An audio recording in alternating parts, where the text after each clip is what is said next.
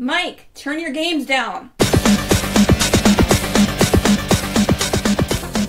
Hi, welcome to another movie episode of Games My Mom Found. I am Mike Albertin, and who's with me tonight? They fly now. They fly now? They fly now. The first one you heard is Peter Bingham-Pankratz, well known as the author of the Fifth Civilization trilogy. And I'm Kerry Carusetta on Twitch and YouTube, Kerooseta. And I'm Jody Backwheel on Twitter, Bakuiel. And welcome, guys. And we're here for a special occasion. Besides, They Fly Now.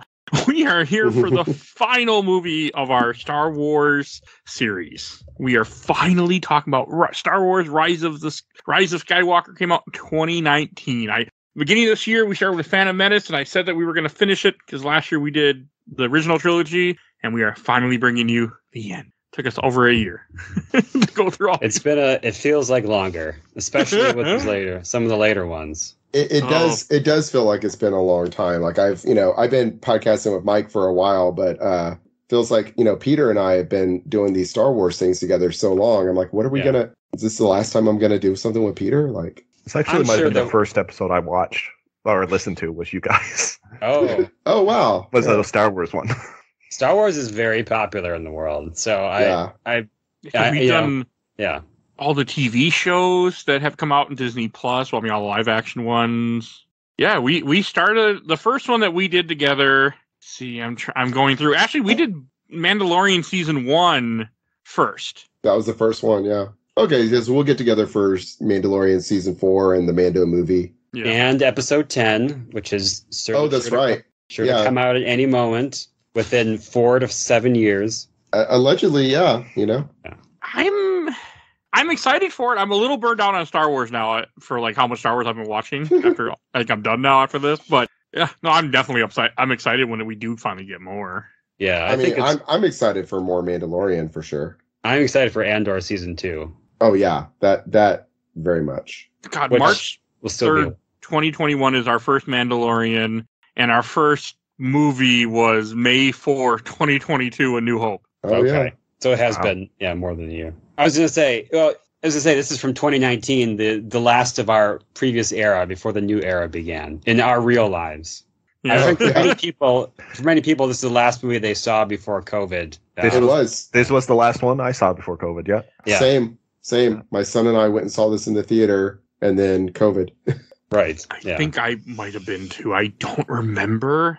For a lot of people, it was either this or Sonic, because Sonic came out a week before lockdown. That's true. We were gonna go see Sonic, and then we ended up, not going. And Bloodshot came out right before COVID. Oh, that's right. Yeah. Man, I still haven't seen that. I want to see that. If you go to a Walmart bin, they might have it for $5. I don't even remember what that is. Was that with Vin Diesel? Yes. It was Vin Diesel, yeah. I liked the comics. It's based on a comic, yeah. That's what I was thinking. I was like, it's a comic movie with Vin Diesel. It's like a Malibu comic or something.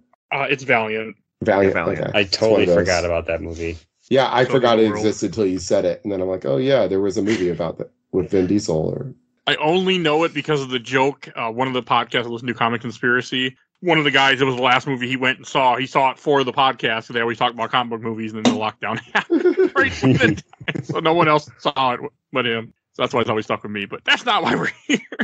All right, yeah. That does fit the timing of the movie. Oh, and Jody, your first time coming on here for the Star Wars stuff. We didn't think we were going to have any positive outlook, so we wanted to bring someone positive in case onto this episode. I am.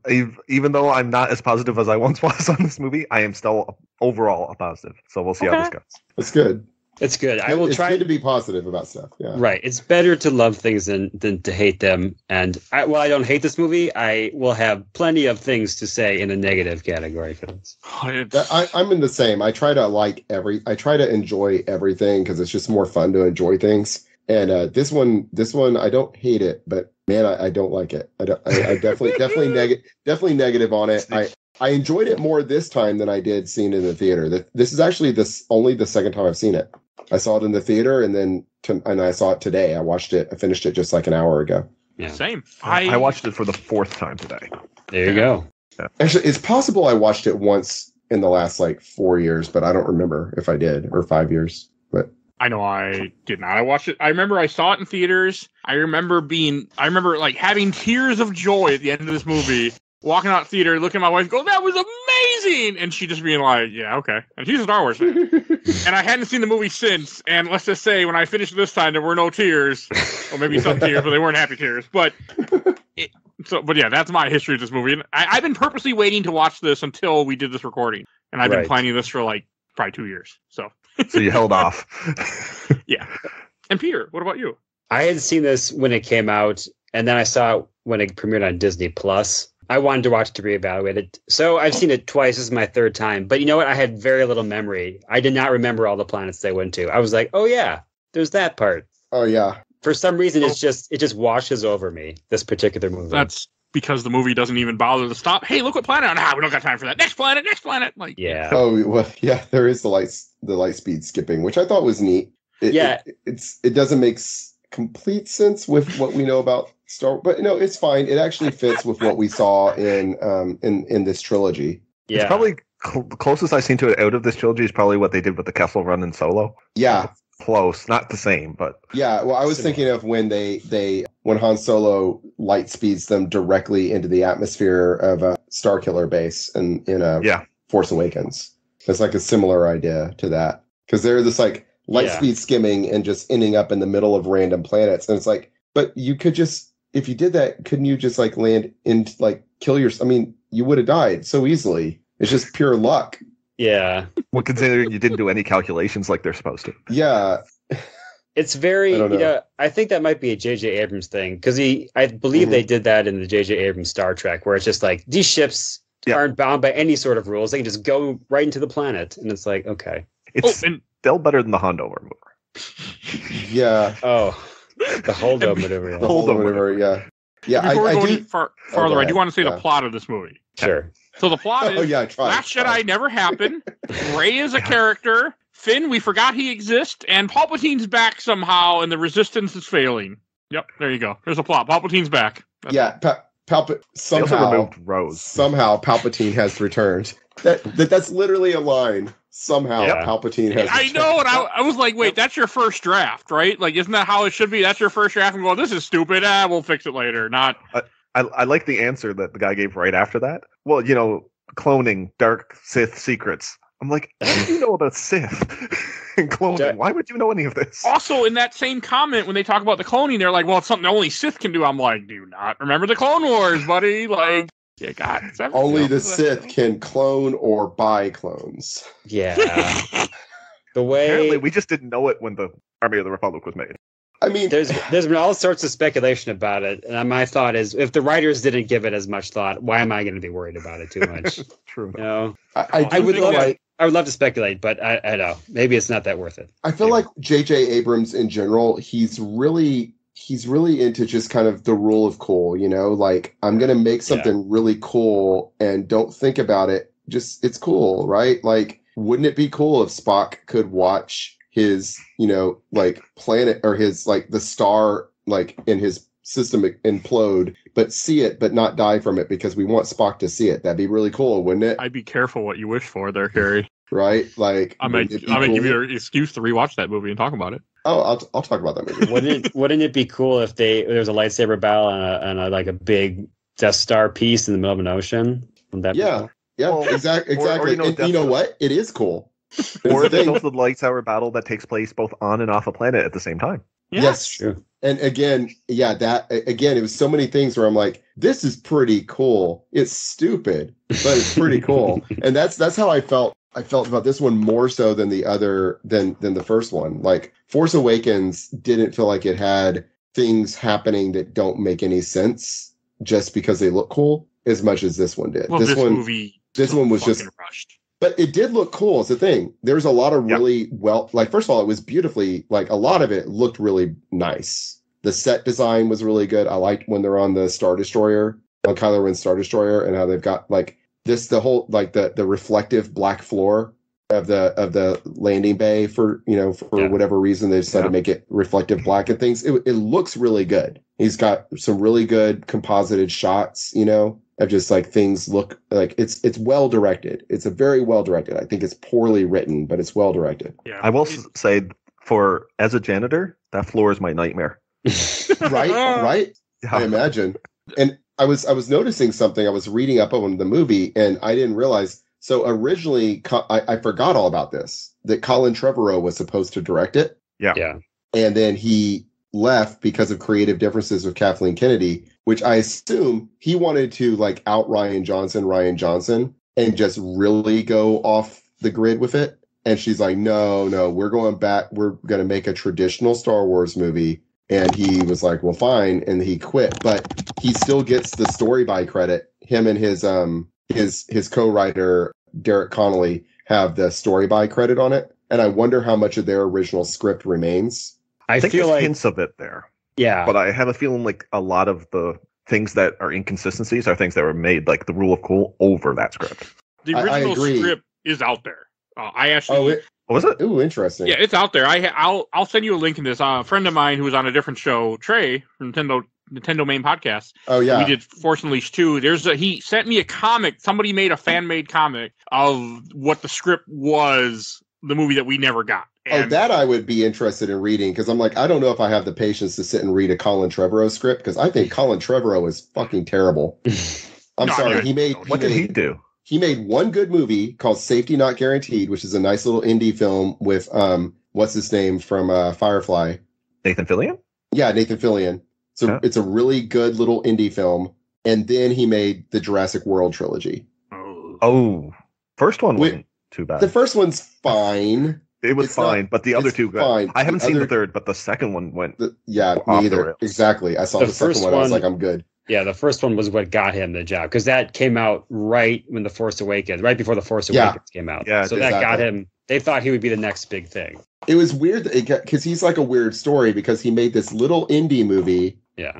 That's real. It's good. It's a good indie movie. It's fun. It's Nathan is basically Nathan Fillion has put out his character has put out a classified ad saying that he needed one person to go with me on a trip on my time machine, safety not guaranteed, and it's based on like a viral like creepypasta, Okay. And anyway, and then so this like reporter comes, and then it's like, is he for real? Is he delusional? And it's a really nice, sweet little movie. It's very good. It looks like it was made on like a $500 budget, but it's good. And then somehow they're like, yeah, you're gonna do the sequel to the Jurassic Park trilogy. And yeah, but anyway, I just wondered because like I don't know. But anyway, he had said like he wanted to film on location in outer space.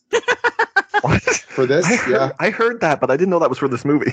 I'm waiting for this movie. He wanted to film on location in space, and then he quit shortly after that. One of these days, a filmmaker is going to actually do that. There's always rumors that Tom Cruise is going to do that, but yeah, I'm sure Tom Cruise already would have done that if he could.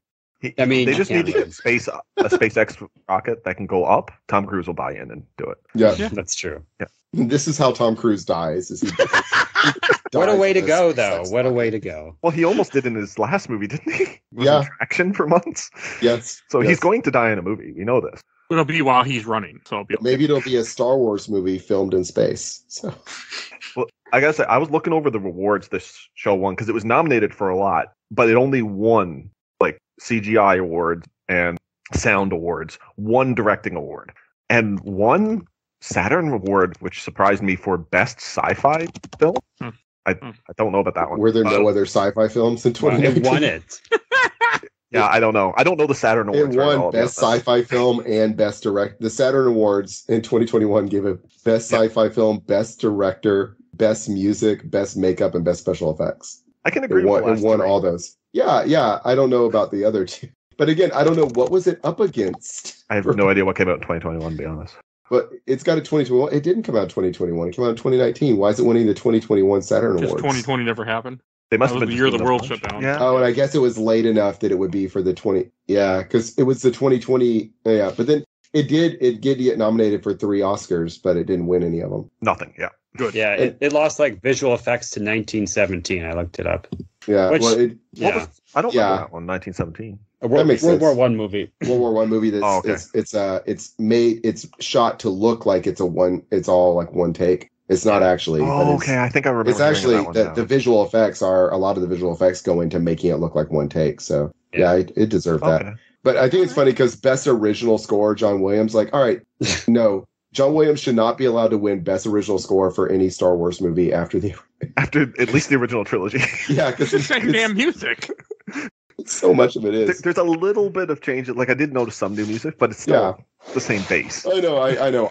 When I was in high school, I bought the Phantom Menace original score, and it's got some good songs on it. You know, he has some new stuff there. Yeah. One of my biggest issues with this movie, or like one thing that I kept thinking about. So when I saw this movie the first time, the fact like it bothered me less because it had been 2 years since I saw Last Jedi. I didn't like Last Jedi, so it was like a whole. But when you watch Last Jedi, like you watched like 2 weeks ago, then you come into this. There's a lot of really jarring issues. They're like, remember Last Jedi? Nope, we don't want to either. Let's forget that movie happened. We'll take what we want, cherry pick it, and act like it didn't happen. Yeah, it felt mean-spirited. And the thing is, when I saw The Last Jedi the first time in the theater, I was like, you know what? I had a lot of problems with that, but I appreciate the big swings. But I mostly didn't like it. And then over time, I've come to like it, especially when we recorded the podcast. I think I ended up at the end saying that I mostly liked it, right? I think I was like, I mostly like. Peter was very persuasive in his arguments with it. But I remember back when this came out feeling like it felt mean. Yep. Like he was mad at Rian Johnson and he's like, fuck your movie. And watching it this time, watching it this time after having just watched or Last Jedi like 2 or 3 weeks ago, it felt meaner. Like, oh no, it's like clear he just is like, forget that movie. I'm gonna pretend it didn't happen, except for the one important good thing in this whole trilogy that the second movie did, which is really do a lot to build that relationship between Ben and Rey. He kept that. Yeah. But the rest of it is like he just threw in the garbage. I have a question on that part he kept particularly. Yeah. Because didn't in The Last Jedi Snoke say he was the one that joined them together? Yes. Mm-hmm. Okay. So if Palpatine is... Okay, go ahead. Well, if Palpatine is also Snoke, because he said he created Snoke and he basically was Snoke, or Snoke was a failed clone or whatever. That's I don't like. Then how does Palpatine in this not know they're a dyad until he sees them together? So I was thinking about that. I think that Palpatine created Snoke and then sent Snoke out there. I don't think that he's aware of everything Snoke is aware of. I don't like it that he created Snoke. That bugged me this time. Because it feels like it was never part of the plan. It just feels like, well, people didn't like Last Jedi, so look, guess what? Snoke's just a clone of Palpatine. Ha ha ha. Like, yeah, that was my immediate thought too. I didn't like it. I did not like it either. I thought it doesn't answer any it brings up more questions than answers. And usually for Star Wars, it's good. In this particular case, I don't like it because how did this guy get to be Supreme Leader if he's a deformed clone of Palpatine? Well, it doesn't make any sense. I agree. It doesn't make any sense. To try to play devil's advocate for it, I think the idea is that Palpatine is stuck on Exegol, right? Sure. With his millions of Sith followers and his tens of thousands of Star Destroyers that can destroy planets. And he's building clones of himself and sending them out into the world, into the universe. And the Palpatine from the original trilogy is just one of those clones, maybe? No, that doesn't make any sense. No, that doesn't. No, I do think so. I'll tell you, this is my theory, and this is what I originally really liked, and then now it has too many holes to like. Because I really liked the old, I think it was the Heir of the Empire story? Yeah. Where he came back, right? Oh, Dark Empire. Dark Empire. That also on this podcast, by the way, me and Peter. Yeah, I think I saw it. I haven't listened. I'm way behind. I'm way behind in a lot of podcasts. Anyway, I really liked that story. And I thought that was the idea they were doing here. So I thought at first that Palpatine was destroyed on the Death Star completely. Snoke was one of his clones. He was actually Snoke at the time, was my thought when he kissed him up. I didn't understand the whole bunch of Stel half clones in these tubes because now, they finally got a good clone of him that they have hooked up to this machine, and that's him now. Okay. But it's still not working well because now he wants Rey's body, and I never understood why. Because it doesn't. It's a half-baked idea. Like the whole idea. Old and crusty. I first got it, but then when I started thinking, I don't like it as much. Or the simple fact, like in Dark Empire, if I remember correctly, there were clones of him that they had made before that happened, so he was just now a clone. Like, and that would have been fine. But but also there's no buildup. In the other two movies, there is not a single mention of Palpatine or hint or foreshadowing, nothing, because this was a brand new idea they just pulled out of their ass at the last second. Right. And that's what it feels like. because I'm pretty sure that's what it was. And I forget which one of you told me, because I said like one of the reasons I liked it was because I had predicted it from just some little off thing on the Force Awakens. I predicted she was his daughter. One of you mentioned today, that was a big fan theory, and so that's why they went with it. I agree. I know that was what everybody. I think there were so many fan theories about which character she would be related to, because the popular theory was she was related to somebody. And I think Palpatine was one name I heard. It wasn't like she was a Skywalker, but like, to make it dramatic, she has to be a Palpatine or an Obi-Wan or something like that. Those were the options. Right. Yeah. And I liked that as almost an opposite to Anakin. Anakin here was this one who was born from good that ended up falling to evil, but here's somebody born to evil turning into good. Yeah.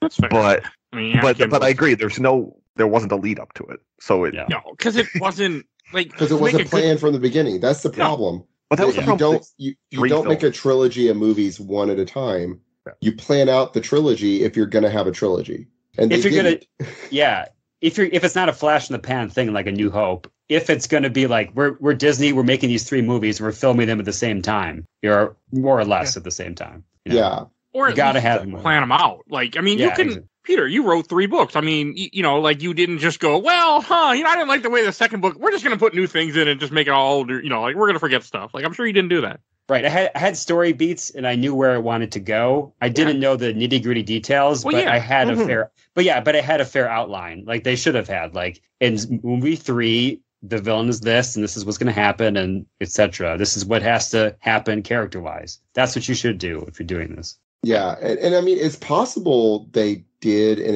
they didn't lay the groundwork for it very well. I were just so upset with The Last Jedi and the way that fans received it that they just scrapped ideas. Yes, I do believe that was a big. I think that's a big part of it. I will say I went on Wikipedia and looked it up, and you're right. He definitely died on the Death Star in Return of the Jedi. He for sure died, and then he sent his consciousness to Exegol, where there was already a clone body waiting for him, and this is through all the extended universe stuff, he did fill it. I assume that was Snoke in some fashion. No, it's this one. That's the part that don't make sense. Snoke's not really it's like the Snokes were failed clones made before they made that one, but then they kept them around for some weird reason. But did one get loose? Yeah, so here's what it says. Sidious utilized one of the Sith's Eternals and his genetic experiments to spread his influence across the galaxy through indirect means while he was forced to remain on Exegol due to his condition. This being was Snoke, a humanoid genetic strand cast that, like the Emperor's clone body, originated from the Sith Eternals experimentations and attempts of extending Sidious's lifespan. So Snoke was naturally force sensitive. Sidious deemed his body unworthy vessel for his dark essence, but still used him as a puppet in his plans. So I think what I was saying earlier, Snoke is not, he's a clone, but he and Sidious didn't share he's not Sidious. Snoke was his own person that Sidious was just using. I will ask about the Sith Eternal because I don't remember that. Yeah, this is probably from some comic books or something. But there's not much mention in the movies everything to do with Snoke and Palpatine. The only comment is when Kylo goes to Exegol and he sees Snoke bodies, they're like, "Oh, Snoke was me! I made Snoke." And that's it. And then they have those in Mandalorian later. The clones. They have clones like that. Yeah, clones like that. Yes. Yeah. Because again, Mandalorian is also helping make these movies not as bad is what they're trying to do. Just like Clone Wars make... Just like Clone Wars did with the original trilogy, yeah. Yeah, I mean, it's the same idea. But I also feel like the fact that with Leia, with her dying, Carrie Fisher passing away before this movie, I think that also really affected what we got because she wasn't here to film. And there's a couple of points there that I really would have just replaced her. I mean, as bad as it sounds, they kind of did because she's still in this a lot. Yeah, her daughter played her, didn't she? And they just CGI'd her face. In parts of it, yeah, I think so. Yeah. Like in the action scenes when she's training with Luke in the flashback. Oh yeah, I think that's Billie Lourd playing her there. That's what I read.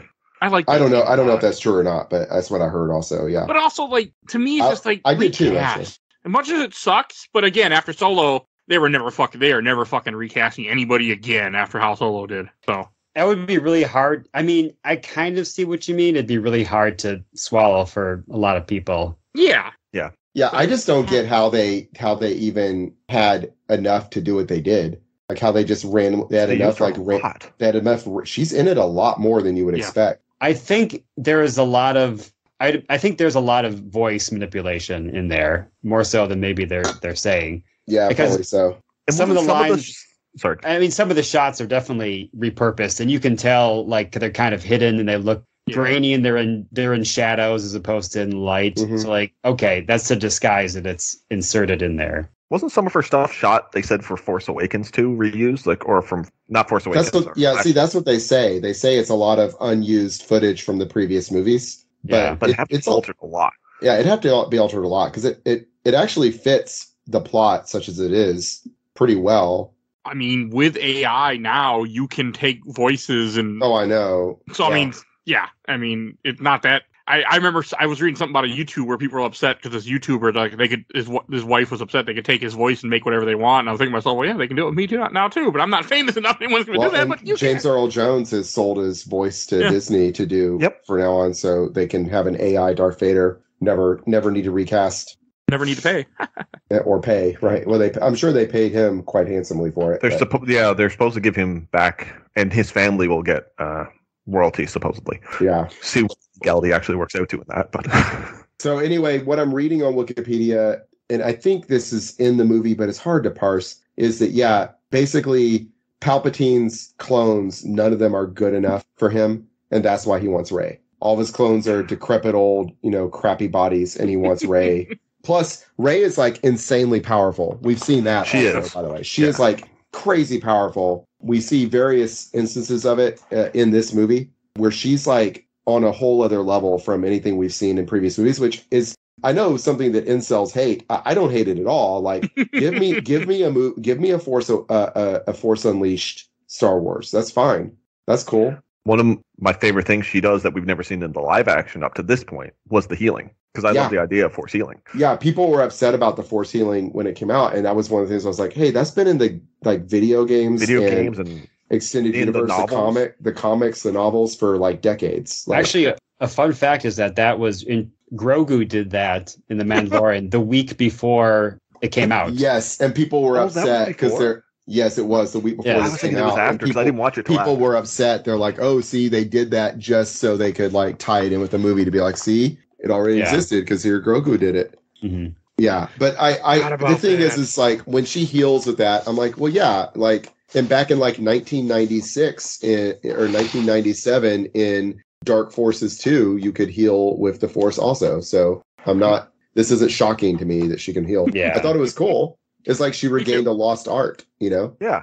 I like Rey a lot in this movie. Like I like Rey in all these three movies. Yes, she's probably my favorite thing in these movies. Other than the other thing I really like about them is the use of practical effects and models.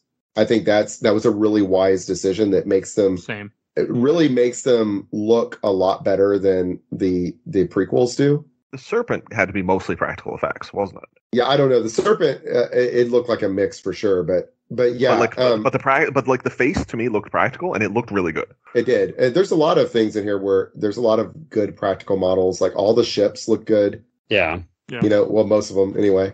You can tell when they went to the festival. Mm-hmm. You could tell that was really filmed somewhere if it was aided by digital technology. But in the prequel era, it would have been all CG. Right. They would have just been on a green screen and it would have looked terrible. But this, it looked good. It's little CG aliens everywhere, but it's like they're in a real desert at least. A small complaint that I have to get out of the way is the lightsaber thing really, really bothers me now. In the beginning, early in this movie, she has Luke's lightsaber, the one that we all watched get destroyed. In the previous movie. Yeah. And there's not a single comment in this movie about her rebuilding it or about getting destroyed. I mean, you could easily have fixed it with just one line of dialogue and say, "I'm sure glad I rebuilt." Something. I'd rather just not have it there and just have Leia saber. The thing is, later, she just give her Leia saber or have her build her own. Yes. Yeah, she gets her own right at the end. It's like they wanted it to be like the big cap on the movie that she's built her own, but it doesn't need to be that. In fact, if you're trying to mirror the previous movies, the third movie in the original trilogy begins with Luke already having one that he built in between the movies. And that would have worked too. And it's just so stupid to me. It would be like poetry. It would rhyme. Yeah. And it would have her start off with right. And it'd be a different color, right? So it's yellow this time. So it's not the same as Return of the Jedi. that was green. This one's yellow, so it's different. And it upsets me now in the very end of this movie when she does have the yellow lightsaber. It upsets me that we don't get to see that in this movie at all. Yeah, I mean, because that would have been cool. And also, if you need a second lightsaber, we've never seen what happened with Luke's green lightsaber. No, that's true. She could, if she needed a second lightsaber, when she goes back to that planet that he was a hermit on, she could find his green lightsaber when she's there. Okay, I got a question with Luke's lightsaber, the blue one, right now. Yeah. He rebuilt it. She rebuilt it, sorry. Right. She gave it to Leia at the beginning of the movie and said, I'd wait until I'm worthy. When did Leia give it back to her? About 30 seconds later. Yes, he's not wrong. It's not. It may not be 30 seconds, but it's not in the long same after. It's in the same scene. She says, she hands it to her and says, someday I'll be worthy of your brother's lightsaber or your brother's saber. And then she has to go and Leia hands it to her. And that's it. Yeah, like, I mean, it's just stupid. And apparently, I didn't know this, but somebody commented on my Facebook post when I said I finished this movie that in the books it talks about that lightsaber. She rebuilds it in a book, which is fine, but you need at least a line or something. Like, you have to do something because people are, it's a trilogy. This is part of a 3-part trilogy that all thought you can't just do that. Like, and I maintain. What was my one negative thing about Ahsoka, one of my few negative things about Ahsoka too, your movie or TV show should not require people to watch or read other media for it to be good and make sense. Agreed. You can have Easter eggs pointing to those other media, and then someone can be like, ooh, see? Because in the comic, that guy is actually this thing. Cool. Easter eggs are great, but this is a little more than an Easter egg, and it's dumb. And it's pointless. It's pointless because there are so many other options. She has 2 other lightsabers in this movie. Yeah. More than that, actually. I forgot about the one from her vision, which is cool for real. And I've said before, like, I really think they establish in the first movie that she's a badass with a staff. She shows us again in the second movie and in this one that she's a badass with staff. Why not give her a double-bladed lightsaber? And then they do, but only an evil person. And is it like, do they think that because Darth Maul had a double-bladed lightsaber, we'll think that a double-bladed lightsaber means you're bad? Probably. Yeah, I think that's what they think. I think that they think that the average non-Star Wars nerd, who's just like a person at the movies, thinks that double lightsaber equals bad. Is her yellow one, though, possibly one that she just turned on one side of? I mean, it could be. It doesn't. We don't have any. Like, I noticed today when I watched it that the way she turns it on, you don't even see the other half of it when it's on. Yeah, it's possible. Now I'm saying that's still a cop out because you're right. I think she should have been shown with it. I do like her lightsaber she builds at the end. I like that it's yellow. That's cool. We haven't seen it. Staff in the middle of it. Right, it's her staff. Like she used part of her. Yeah, she used part of her staff to make it. I think that's cool because it's hers now. It's like all her. And Kerry, on the cover of the Duel of the Fates, which was the original script, I haven't read it yet, but just in the cover of the fan made thing, she has a bow staff lightsaber. Nice. So that from my understanding, that is the script. The Colin Trevorrow script that they just repurposed and he made a comic book out of it. My guess is that was where they were going to go with it, and then that just, didn't happen. Or maybe like Jody's saying, maybe it did and we just didn't see it. They didn't show it. And maybe an episode. But I mean, I think it's supposed to actually be like that's what she had throughout the, the movie, not just the last 5 minutes, the last minute. Actually. Another small complaint. I want to get my complaint. With Kylo Ren, when they build him the new helmet, I like it. My only issue with it felt kind of like a fuck you to the second movie, where he breaks his helmet on purpose because he's kind of getting away from, and then he be kind of letting go of certain things of the dark side and kind of becoming his own. And then in this movie, he loses it, but then he gets it right back. Like, well, I guess he doesn't lose. He takes it off, and I thought, oh, is he already going to take it off that quickly? But he's wearing it off and on, and all I could think of was, again, what Peter said to me about General Grievous. Let's sell some toys. So, yeah, it does look cool, but it does negate what happened in The Last Jedi, and that's unfortunate. My slight defense of it, but I think they handled it poorly to do this, is that he could have only had it on when he was commanding the Knights of Ren. Okay. Okay, the Knights of Ren. Because he puts it on not long before they show up. But then he has it on during a board meeting of generals. Yeah. So, which there was no need to. If he only had it on in the other ones, I would actually agree. But because he had it on the other times, I agree with you. They had it he had on to set up the joke with Hux and the other lieutenant, which is, I don't know. There's a couple of jokes in this movie that are kind of too marvelly for me, or like even more cringe-worthy than some of the Last Jedi jokes, in my opinion. Like, I think like the helmet comment is, I don't know. I can see why that would be funny, but I just thought the Imperial officer stuff is supposed to be a little bit more serious. That's what I thought. There's one thing that actually goes along with what you just said that I've noticed. When Rey, I'm mixing their names together now. When Rey gets asked about her last name, that is so darn heavy-handed by that little kid asking. Yeah. Oh, it's a woman. Right. The woman at the end. But even on the desert planet, this one comes up. Oh, I would also be honored to know your family name. How do you know she has a family name? Chewbacca doesn't have a family name. Like, right. And that was too heavy-handed, drawing attention to it. It was like, huh? This is going to come up later. Look at this. My microphone was cutting out earlier. I was going to say about the helmet. I actually think the helmet makes sense from a story standpoint. Okay. So the idea of the helmet, right, is he's like, in the last movie, he was almost redeemed, right? It felt like Rey had made headway in bringing him back to the light. And then at the end of the movie, when she chose to go back to her friends instead of staying with him, that's what drove him back to the darkness. And so this movie starts off, he's like hella dark. He's running around looking for a Sith artifact, just murdering people really brutally with his lightsaber and all that. And so part of that, turn back to the dark is he's like going back to his old ways, which means he needs his helmet again. I think that was what they were doing with it. I think that's what it was supposed to be. It was supposed to symbolize that he was going back to the darkness. I guess I can see that. Yeah, I can see that. Yeah. I think that's the purpose of it from a story standpoint. And it is fractured to show his fractured state. Right? Yeah. It's a metaphor. See, I thought it was funny though because they like weld it together, but then I guess they're like part of the welding process is also giving it some cool like glow in the dark red lines and on all the welds. You can customize that. You got to customize but make it look like. Can you make it look like really sick? I mean, my issue, he doesn't wear it enough. If you're going to do that, make him wear it more until the end when he takes it off a lot. Yeah, but that's a modern movie thing, right? Iron Man's taking his helmet off left and right. Spider-Man's you can't have their face mask covering up their emotes. It's not enough to act with your voice. You have to act with your face now. Right. Yeah, but then don't have your main villain be a mask-wearing character. Valid. Yeah.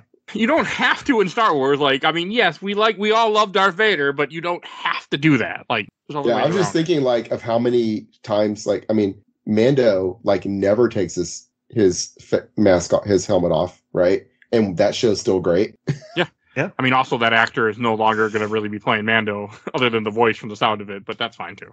I mean, I don't think anyone would be able to notice if it's just the body. No, it doesn't matter. I mean, it's true. It really doesn't. It could just be a random stunt. They could just have a stuntman in that costume. Really, they don't need. I think that's been a controversy, and I think that the person who played Mando for a lot of it is claiming he did more of it than Pedro Pascal did. I don't know if that's been resolved, but I feel like when that show first aired, there was some negative press about that. Yeah. Pedro Pascal, I don't know. Pedro Pascal is the voice, so but yeah, right. I hear it. Anyway, the point is like you can, and Gwendolyn Christie as Captain Phasma, which, by the way, I was really hoping she was going to come back in this one somehow. She should have. They should have had her back. If they can bring back Palpatine, bring back Phasma. Yeah. I mean, just have her be like a Jason Voorhees character. Like she always got. Yes. I mean, other people survived the frickin' whatever the hell that ship was called blowing up. Like, you could have had her. I mean, I know she falls, but still, like, Palpatine fell and he brought him back, so find a way. She's wearing a suit that's, almost fractured. It's like the helmet. It's like cobbled together. Oh, yes. Yes, they could have had like half of the mask missing, so now you can actually see that it's Gwendolyn Christie. Yeah. Yeah, do that. Be cool. And have her and Finn fight again. Yeah, and then she finally gets destroyed for good, and then that's, I don't know. This movie wasn't about Finn at all. Like, Finn's a supporting character in this movie. He is such a minor character in it. And that is one of the saddest things about this trilogy. And the one part he had, they didn't even do. He keeps bringing up, I have something to tell her, and they just ignore it. Yeah. That was baffling to me. Well, why bring it up? I feel like I'm defending this movie that I didn't like. I was thinking about that. So it's like he wants to tell her, him wanting to tell her he loves her, right? I think is like, it's a really immature instinct on his part because it's a puppy. He has like a puppy love for her. He doesn't. To say that he's force sensitive, that he's feeling the force too, because I get a lot of inklings in this movie that he's actually force is that what it sensitive. is? Yeah, maybe that is what he's saying. I think he was supposed to be when they originally were writing this. Because that's one of the things definitely is at least upset about is that they didn't make him a Jedi. Yeah, he thought he was going to be. He got to fight with a lightsaber in the first, like 2 different times. He got to fight with a lightsaber in the first movie, and he was upset, and he's been very vocal about it that he thought he was going to be a Jedi. Yeah, you're right. I'm sure that's what it was. I thought when I watched it, I thought that it was like he was going to tell her, "Hey, I love you," and she was going to have to be like, "Oh, I'm just, I just like you like a friend," and it was like. And that's definitely what Poe thinks he's going to say, right? Yeah, I think it feels like that's. I think that's what Poe's thinking. I think we're supposed to think that's what he was going to say, and then it turns out he was going to say, "I think I can feel the Force." Also, that's a good call. That probably is what it was. I thought it was that at the end of the movie he realizes that actually there's this other girl now, and poor Rose just she's off to the side. That's the thing that don't make sense. I hate that she's off to the side because she was one of my favorite parts from The Last Jedi. Same. And then she like her a lot. Got like 3 lines in this whole movie. Well, I thought she died at the end of Last Jedi until this movie came out, and it's like, oh, never mind. I guess she didn't. And I think she was supposed to be dead, right? Do you think that she was intended? I think to be she was injured, but I don't know if she was supposed to be dead. They do say the last we see of her, she's being that's right. like a medical bay or something. That's true. Okay. Yeah. But it's like an offhand. I mean, you'd be okay with knowing it. Yeah, it does suck that she just is there to kind of like stand there and look concerned while Princess Leia is like walking around being weird. Yeah, and it's sad that you think that they cut her role down just because of negative fan backlash. Right, exactly. Why did people have a problem with her? I don't get that. Because they're racist and also sexist, and it's intersectional. Bigotry. Well, also stupid. The time The Last Jedi came out, if you think about it, I mean, I know you're in Canada, but Last Jedi came out in 2017. I want to say, right? Wasn't it 2017 or 2016? Yeah, it was. 2017. Okay, and as Americans, we were not good people in a lot of cases at times. We were having a moment. Yeah, we're still. I mean, we're trying to have a moment again. We still are. But yeah, the moment's not passed. But at the time, I know. But was that Trump? I mean, I think that played a big part in it too. Yeah. Is that we just the society, the internet. A lot of bad people figured out how to use the internet and for some reason thought it was okay to let's be racist on the internet. I think a lot of people were emboldened by the events of 2016 through current times. That's why I'm very worried about 2024. But I do. Yeah, I mean that really is what it is because there's a lot of problems. There's a lot of criticisms of The Last Jedi, but she is by far she's fine. She's one of the very best things in that movie to me. Yeah. And her character, her acting, her smacking into Finn's ship to save him was my favorite part of that movie. Okay. Yeah. There should have been more of her in this movie. She doesn't do anything, but it's just there as part of the Rebel base. Like, it's just kind of weird to me.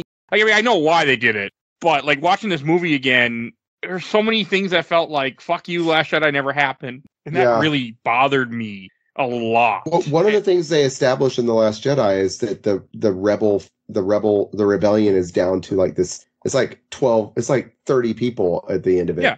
And then, well, I don't know. And then thousands. But also in this movie, they say that nobody ever came. Right. But there's a lot more than 30 people, and there's people from the first movie that I thought were dead that didn't show up. You have the actor from Heroes. I don't remember his name. He's also on an episode of Pawn Stars, by the way. Fun fact. Yeah. He does die in this one. Wexley, his character's name is Wexley. I didn't remember him dying until I watched it today. I was shocked. I forgot that he died also until I was watching it tonight. And I was like, oh crap, he died. Yeah, one of the Hobbits is in this movie all of a sudden. That's right, John McMonaghan. Hobbits, Lord of the Rings. His character name, forgettable. I don't even know it. I don't even know if they say his character name. I don't know who it was. He was on one of the Hobbits. That was Pippin? It's the guy from Lost, too. But that's the guy who played Pippin, wasn't it? Or I can't remember which one's Mary. I can't either.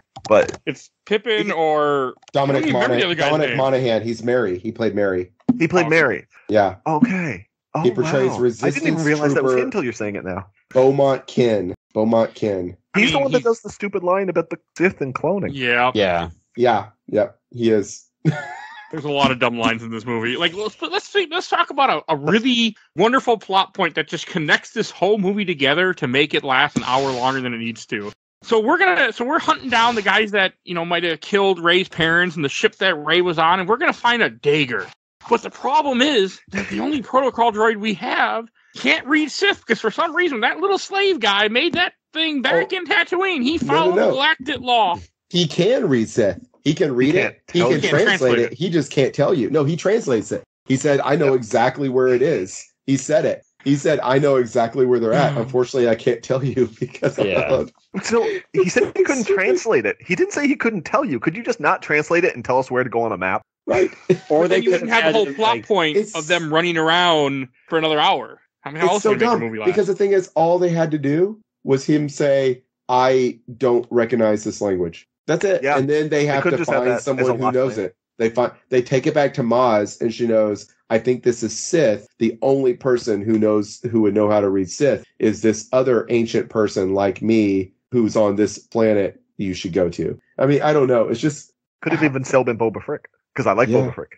Yeah. I mean, you know what, Kerry? That makes more sense than what this movie did. Yes, no. I did enjoy Babu Frick. Babu Frick was fun. Same. I have no problem with Deal. I have no problem with them going to that planet. I just have a problem with how with that little aspect of it. It's too, that wasn't. I was just gonna say it's too like Da Vinci Code-esque. Like it has too many. This one step leads to another, and leads to another, and I think we already kind of did that in The Force Awakens. I was thinking of how they could have fixed this. Yeah. Okay. Have 3PO be able to translate the dagger, and it's a riddle, and then they got to figure out the riddle, and they don't figure out the riddle until the movie needs them to figure it out. And then you can still have your dagger, you can still have, but it just I don't know. It feels like a first draft of an idea, and then someone just said let's print, and the guy like, what, you printed it? Yeah, we printed it an hour ago, and that's how it feels. That's not like actually some dumbass just printed it, and they're like, oh well, I guess we're stuck with it now. Like. Jody, what were you trying to? I don't think that's the worst part about the dagger. I'll be honest with you. No, it's not. It's not the worst thing about the dagger by far. It's not with a piece of wreckage. It didn't line up with like the actual center of the Death Star. Okay. So here's the thing: in Raiders of the Lost Ark, right? They've got the Staff of Ra and the Eye of Horus, and you put the Eye of Horus on the Staff of Ra, and you put the Staff of Ra. You have to put the Staff of Ra in a specific place for it to do the thing. Yeah. That dagger, even if it was some prophesy, I mean, I don't know. It doesn't make any sense. Why did the dagger fit with some? The only way it makes sense is that guy who died. Luckily, he did die after, because I was doing the math. He did die after he went when the place crashed, somehow climbed in there, hid the piece in the throne room, or he knew it was in the throne room. I think he just knew it was in the throne room. I think it was already there. Got a little measuring tape and went, I better cut this dagger just right. Yep. But even then, it still doesn't make sense unless there's a viewing platform at a specific place. Because she's just on a random hill. That dagger would only work from one specific angle. And she just happens to walk up and use it, and it works for the one perfect spot. Right. Yeah. And I don't believe, first of all, the Death Star, like 40% of the Death Star would have survived that gigantic explosion. Right. That also. True. That's a separate thing. I don't believe that it would not have, in 30 years, it would not have resettled on that ocean floor. And this guy's been dead for a while. It's an ocean. It's going to be rocking around. Yeah, and it's been at least 10 years from the time that she's dropped off, because she's 20 in this movie. Like, yeah, it doesn't make... And with how much damage that would have done to that ocean planet, I really worry for the Ewoks on the Forest Moon. Right. Yeah. They're fine, apparently. Hey, you see them in this movie. That would have been quite a large... It would have been like a world-ending meteor colliding with the planet. That big? Yeah, that big, it would. Yeah. I saw it. I remember that was in the trailer, in the teaser trailer. They show it. And I'm like, I just sighed audibly, like, oh, the remains of the Death Star on Endor. Okay, well, it's gonna be one of those movies. Wait, were they on Endor? It was a different moon of Endor. Oh. Yeah. It was. I think they only did a different moon so that nobody would say that what happened to the Ewok. They didn't want to have Ewok back. Right. Yeah. It's too bad, because I would have liked Ewok. Hey, they're in this movie for one. They are in. Yeah, they're indeed. They're like, really? I remember these guys. They are? Where? Yes. Near the end, there's one scene where it goes past the Ewok. You see Wicket for some reason just there.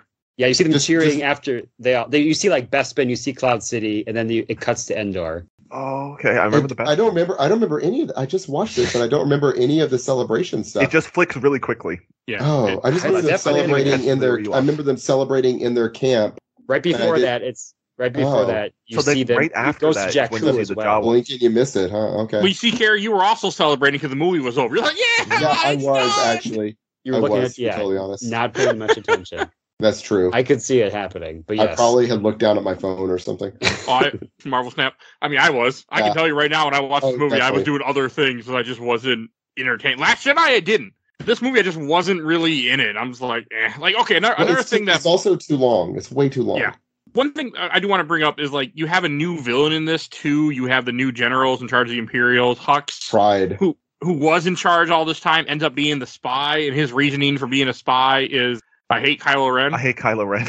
I do like that. I think that's believable. I it's believable, but he hates him that much though that he's just like screw. But he has one. He's in like he's a big character in the first two movies. In this movie, he helps him out once to escape, and then they just murder him. And at the end of it, they killed him midway in this movie. I thought he'd be involved longer. Yeah, well, it's do kind of far in the movie. Yeah, but it's almost 2 hours. I disliked it until then. I realized it just shows how much of an idiot Hux is. Yeah, that he thought a blaster bolt for the arm would save him. Yeah, I do like that though, because I think that's the kind of ending Hux deserves. Just end ceremony. Agreed. Die. Agreed. Because he's been such a snot the whole time. Yeah, exactly. He's been a petulant child. I can see what you. I mean, I see what you mean that he's a big character reduced to that, but he had his shine in the first two movies. Now it's time. Yeah, I was fine. I liked what happened really quickly. And I just General rather had him be the villain. I feel like than this random Imperial who just takes over. Well, I like it because he's just being he's absolutely just being cucked by Kylo Ren so much, like all the time. That's not the right punk. I guess it's the right word for it, but he's just like constantly, just like Kylo Ren's just like constantly like punking him, and so it makes complete sense that he would betray him. It is funny though, that's for sure. I do like General Pride. I like Richard D. Grant, the actor. Yeah. I think he has a gravitas to it. I feel like after Hux screwed everything up in the first two movies, like the council got together and were like, okay, we're putting this veteran guy in charge now. Yeah, it makes sense. I mean, it makes sense that Kylo Ren wouldn't put Hux in charge of anything. Right, exactly. He actually gave me the same feeling as the guy who played Tarkin. Like the same kind of imposing. Yeah. That's fair. He does have, like what Peter said, he does have the gravitas. Peter Cushing. I can't remember where I know this actor from, the one in this movie, but like I recognize him. I'm like, I think he's been in tons of things for a while. He was in Loki. I think he was in Loki. He was the old Loki. Yes. Oh, okay. But I've seen him in other stuff too before. He's been in a lot of movies. He's in a movie called Age of Innocence, in the movie called the 90s Dracula. He was in there with Nail and I. Lots of movies. Yeah. Oh, he was in a Star Trek episode too in Next Generation. I just realized. He was? Oh. Is he the one when they go to the hotel that's based on the really bad novel? He's the guy that runs the place, I'm pretty sure. That would probably be where I remember him from. What, the Dixon Hill? Not the Dixon Hill ones. No, not the Dixon one that Hill. The astronaut ended up in. Oh, the aliens found this book and thought this is what Earth was, so they make a whole hotel. The one with the casino. Oh, that's some first season bullshit, isn't it? Yeah, it's first season bullshit. You are correct, but I was like, I recognize this guy, and I couldn't place it. I love Next Generation, but man, that first season is it's horrible, but trash. I love it. But I like the original Star Trek too. So I've been listening to a Star Trek Next Generation rewatch podcast. Nice. It's a pretty cool one where one person in the group has never seen a single second of Star Trek, and they have him recap. They have him recap the episodes, and it's amazing. He was also hidden Hudson Hawk with Bruce Willis. Die Hard. Bruce Willis. Thank you. Yeah. He was now I know why that guy stuck with me, because when I saw this movie, I'm like, I remember this actor, and I was remembering him at a hotel, and I couldn't figure out what was it. And then all of a sudden we're talking. I'm like, I didn't look this up. I just popped in my head. Fucking Next Generation. That's funny. That's something you should do is Next Generation. Yeah, I do Next Generation with you. I don't know if I do all 170. No, we're not. I don't know about that. Do like a season. You could do a highlights. A highlights, yeah, like top 5 episodes. Who have people bring their top just 3 don't do episodes. The stupid Kardashian episodes. Do you like I like Kardashians. Well, I like the Kardashians. I love the Kardashians. Well, that's all we'll get back. Yes. Don't get me started, otherwise we're going to be here for a while. I just want to tell you, back to Star Wars. I've been flicking through that comic that you sent, and I will say they have a better reason for Kylo going back to the mask in that. Okay. I yeah. have not read it. I'm purposely waiting to read it and cover it, depending on who wants to I join just me. looked it through pictures, and After there's some this. interesting things in that. I got to read it, sit down and read it after, but it's interesting. Yeah, and we'll talk about that afterwards. That's I just looked at it. Why does he have the Darksaber in it? Now I really need to read this. Yep. Well, if you want to read it and talk about it on a podcast, I know a guy that's planning that one in January. That's funny. Oh, I want to talk about the snow planet that they go to when they're going for Babu Frick stuff. They find out about the dagger. So, and Chewbacca, you think is dead? I think at this point. So, right. Yeah. They go to. Nazi, Well, you only think he's dead for like 30 seconds. It's very clearly like Nazi occupied Eastern Europe. I didn't think about that. That's really what it feels like. It really feels like that's what they're going for. So they run into a character, Zori is her name, that reminds me of, she looks like she should be Mass Effect. Zori Bliss, played by Kerry Russell, who is a national treasure, and a good friend of J.J. Abrams. And so I think he's like, hey, do you want to come do 6 hours work for $100,000? We're not going to show your face. Yeah, you don't have to show your face. Maybe she didn't want to show her face is the only thing I can say. But she doesn't need to be in it. Yeah, no, they don't need this whole thing. It gives Poe a love interest for some reason. Yeah, and then at the end of the movie, she tells him no anyway. So it's like, whatever. And it's like, just have him and Finn get together, you cowards. They do have there is a lesbian kiss at the end of the movie. So there's that, you know. Amanda Lawrence. Censored overseas in some countries, especially China.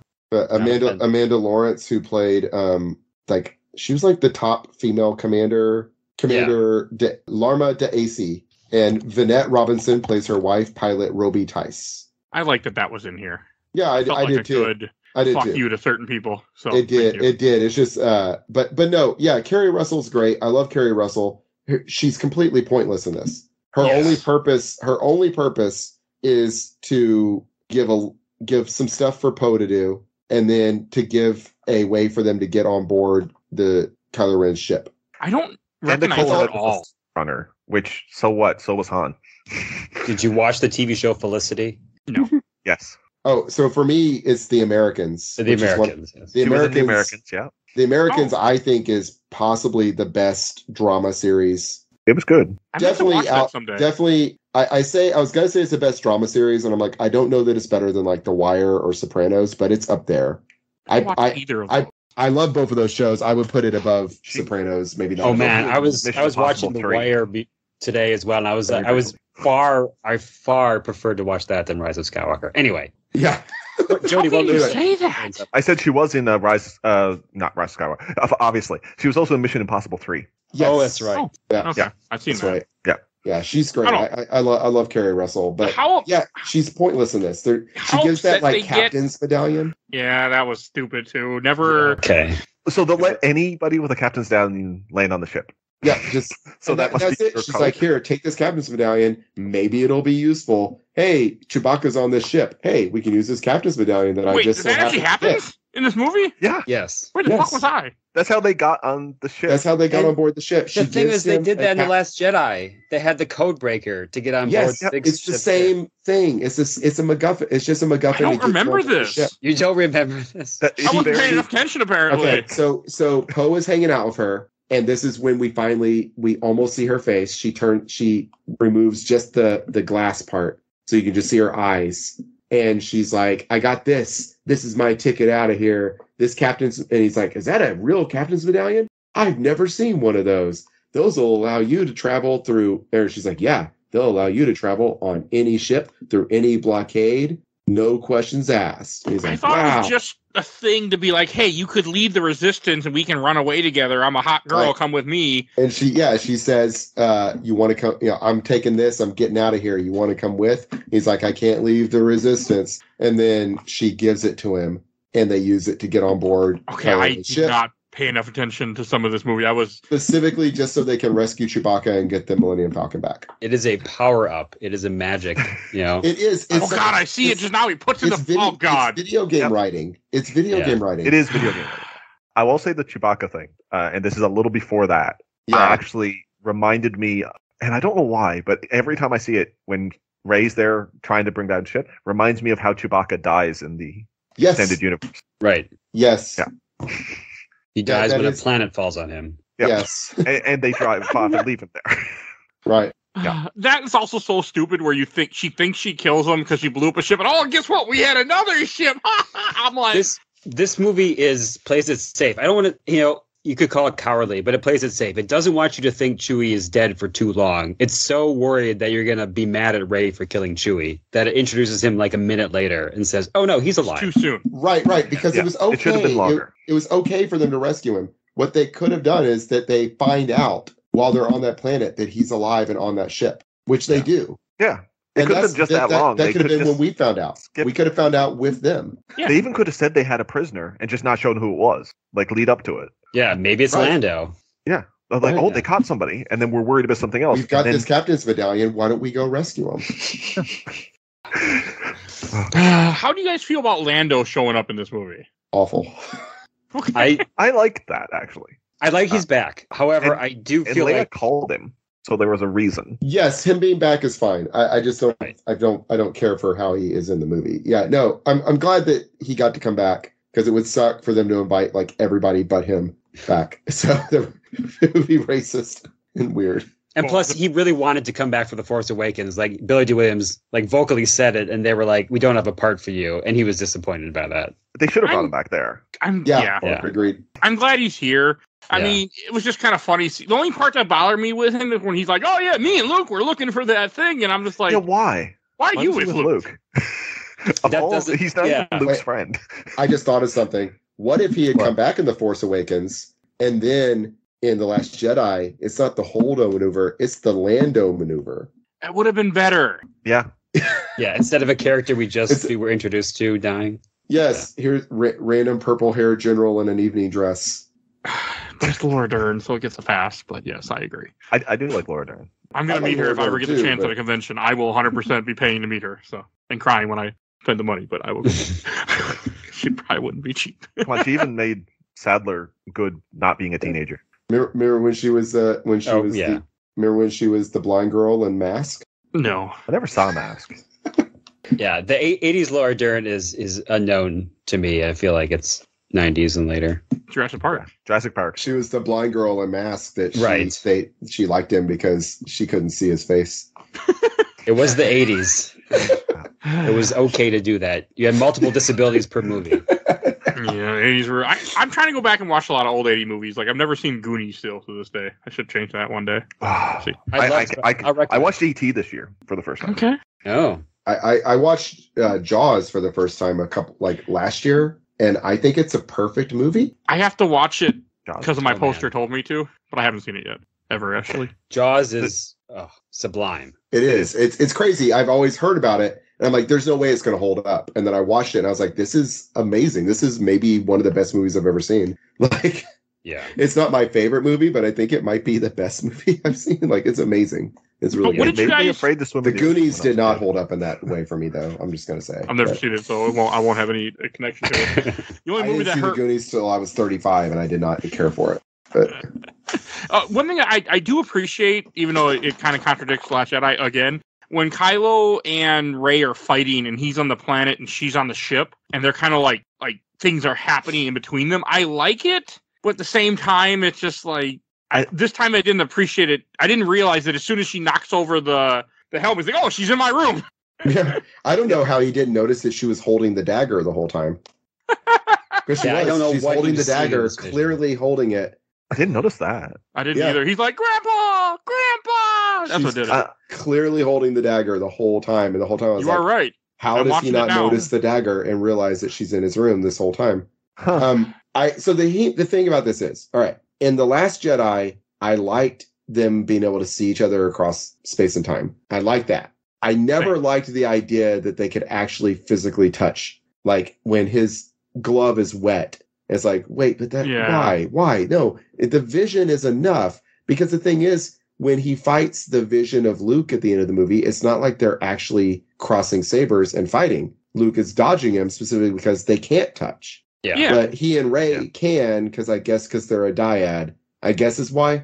I guess that's what it is. It's because they're a dyad. But it just, and that they can transport materials back and forth to each other. The second movie set up that is possible by him having his glove get wet when when she was in the rain. Oh, so they set up as possible. Her holding the dagger, by the way.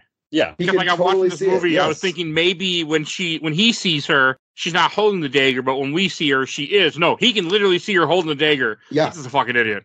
And she's not like hiding it; she's like waving it around. She's got it in her left hand, like out to the side, like she's gonna fight with it almost.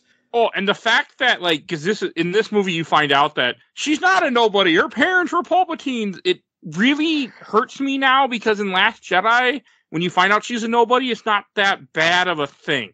No, the thing is her being a nobody is a good thing. Yes. It's about how, hey, you don't have to be part of some sacred bloodline. Like, the Force is for everybody, and anybody can be a hero. So this is one I do like, and not just for the reasons that I've said before. I do like the fact for her to show off that powerful. I think it just closes a circle that I like, because Palpatine was manipulated Anakin so far. His own bloodline basically rejected him. The Force tried to use his own bloodline to rebalance it, the impression I get. And I like that. I do think they still need to have other characters that are just powerful and are nobodies. I think they do need that too. But I did like this one. I could see it being a good point. I wish if that had been their intention that they had seeded it a little bit more, because the first two movies are going back and forth about whether or not that's true. And it just seems like in the third movie to switch the pendulum back another way is just too jarring. So I wouldn't be opposed. Exactly. Yeah, I wouldn't be opposed in principle for her being Palpatine because of the reasons you mentioned about closing the circle. But it just seems so whiplash. Yeah, and it is whiplash because they weren't going to do it. Right. It felt mean. It felt meanly directed at Rian Johnson. It felt like it was like a rebuke of Rian Johnson to me. Yeah, is the thing. Yes, I agree. Her being Palpatine is not a problem for me. Actually, it's that in a vacuum it would be fine. It's just because you go through the trouble in the second movie to tell the audience that she's a nobody, and then you contradict it immediately in the next movie. Where the same character told her she's a nobody is now telling her she's a somebody. That's my issue with it. Yeah. I would have been okay with Kylo got it wrong and Palpatine corrects her and he tells her the story, but it's Kylo Ren who told her last movie and now is correcting himself. And that's what bothers me. And they imply that Luke and Leia knew that immediately, but they were just hiding it from her. Well, Leia did say it at the beginning, don't be afraid of who you are, in such a way that who you are is bad. But Luke spent movie 2 asking, "Who are you?" And it comes across only in Last Jedi as he can't read her in any way. Yeah. And now it's like, oh, he knew all the time. He could read her from the moment he met her. And it's like, contradicts. Again, it just really bothers me, this whole of let's fuck you, we're not talking about that movie type of thing. I'll say I didn't catch that. So Luke and Leia knew? That's what he says in this movie. Yeah, Luke's Force Ghost actually says that. Luke's Force Ghost says that. Oh. Well, and he says, "You're Palpatine." He said, "Leia knew it too." That's terrible. That's really dumb. Yeah, we both knew, but we weren't going to tell you. And I think I really liked it the first time because I did hate the second movie so much. But now that I've since rewatched Last Jedi, it's not as bad as I remember. I'm trying to encourage people to do that. Yeah, I'll say I've really come around on Last Jedi a lot. I mean, I think I still have a problem with the whole middle section of the movie being unnecessary. Sure. But Raiders of the Lost Ark does the same thing, and I love that movie, so I should be able to overlook it. Right. I think that's valid. That's valid. I liked The Last Jedi when I first saw it, and it was like over time I came to dislike it without having watched it, and then going back and rewatching it, I was like, no, I actually do like this, but I have some big problems with it. This one, man, I was really trying because I didn't want to be negative the whole night, and it's just like there were some fun pieces in it. There's some really like the lightsaber fighting is really well done, mostly. Yep. With one big exception. There's like one tiny little thing that they do that annoys the crap out of me. And that is when Kylo Ren has the lightsaber and he's fighting the Knights of Ren. There's a move he does where he puts the lightsaber over his back along his spine. And it's not like a quick like block like Obi-Wan does to, Darth Maul and all that. It's like he puts it back there and then he kind of looks back. He's like, all right, come on, hit it. Go ahead and hit it. And they hit it. And then he's like, all right, cool. And he turns back around. And it's like, it's a solid like second that he actually looks over his shoulder and like he's like telling the stuntman, okay, go hit it. It's so, first of all, it's really dumb.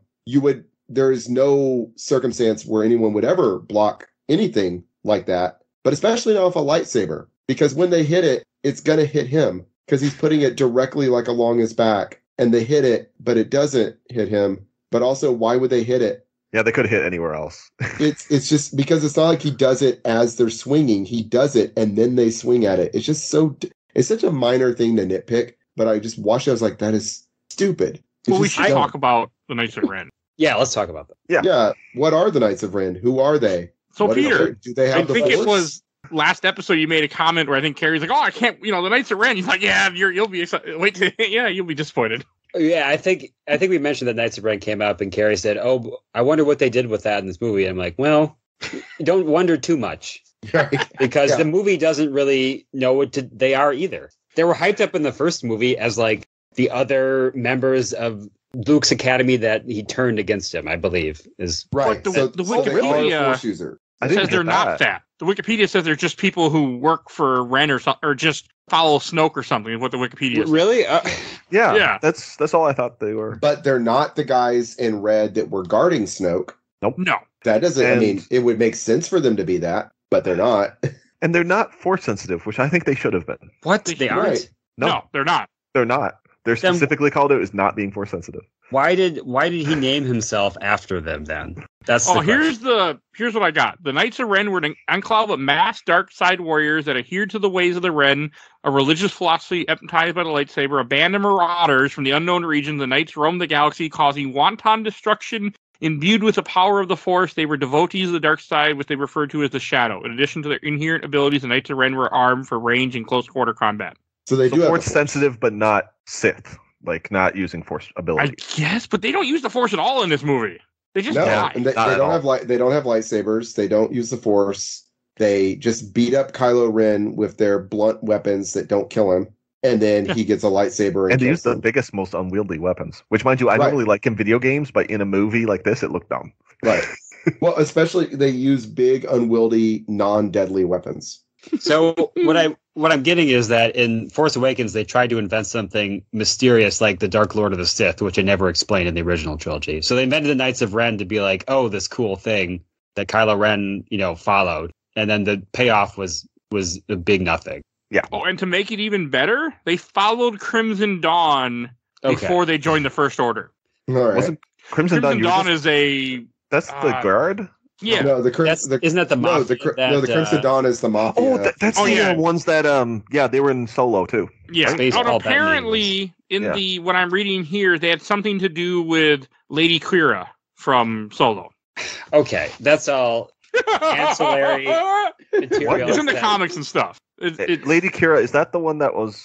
That's Solo's love interest. That's Daenerys. Daenerys, right? Yeah, she is in the comics. There's stuff with her that expands her character. Oh, well, that's actually good because I liked her character, and then nothing else happened. I think they were planning on there being another movie after Solo. There's gonna be a trilogy. They were, but Solo.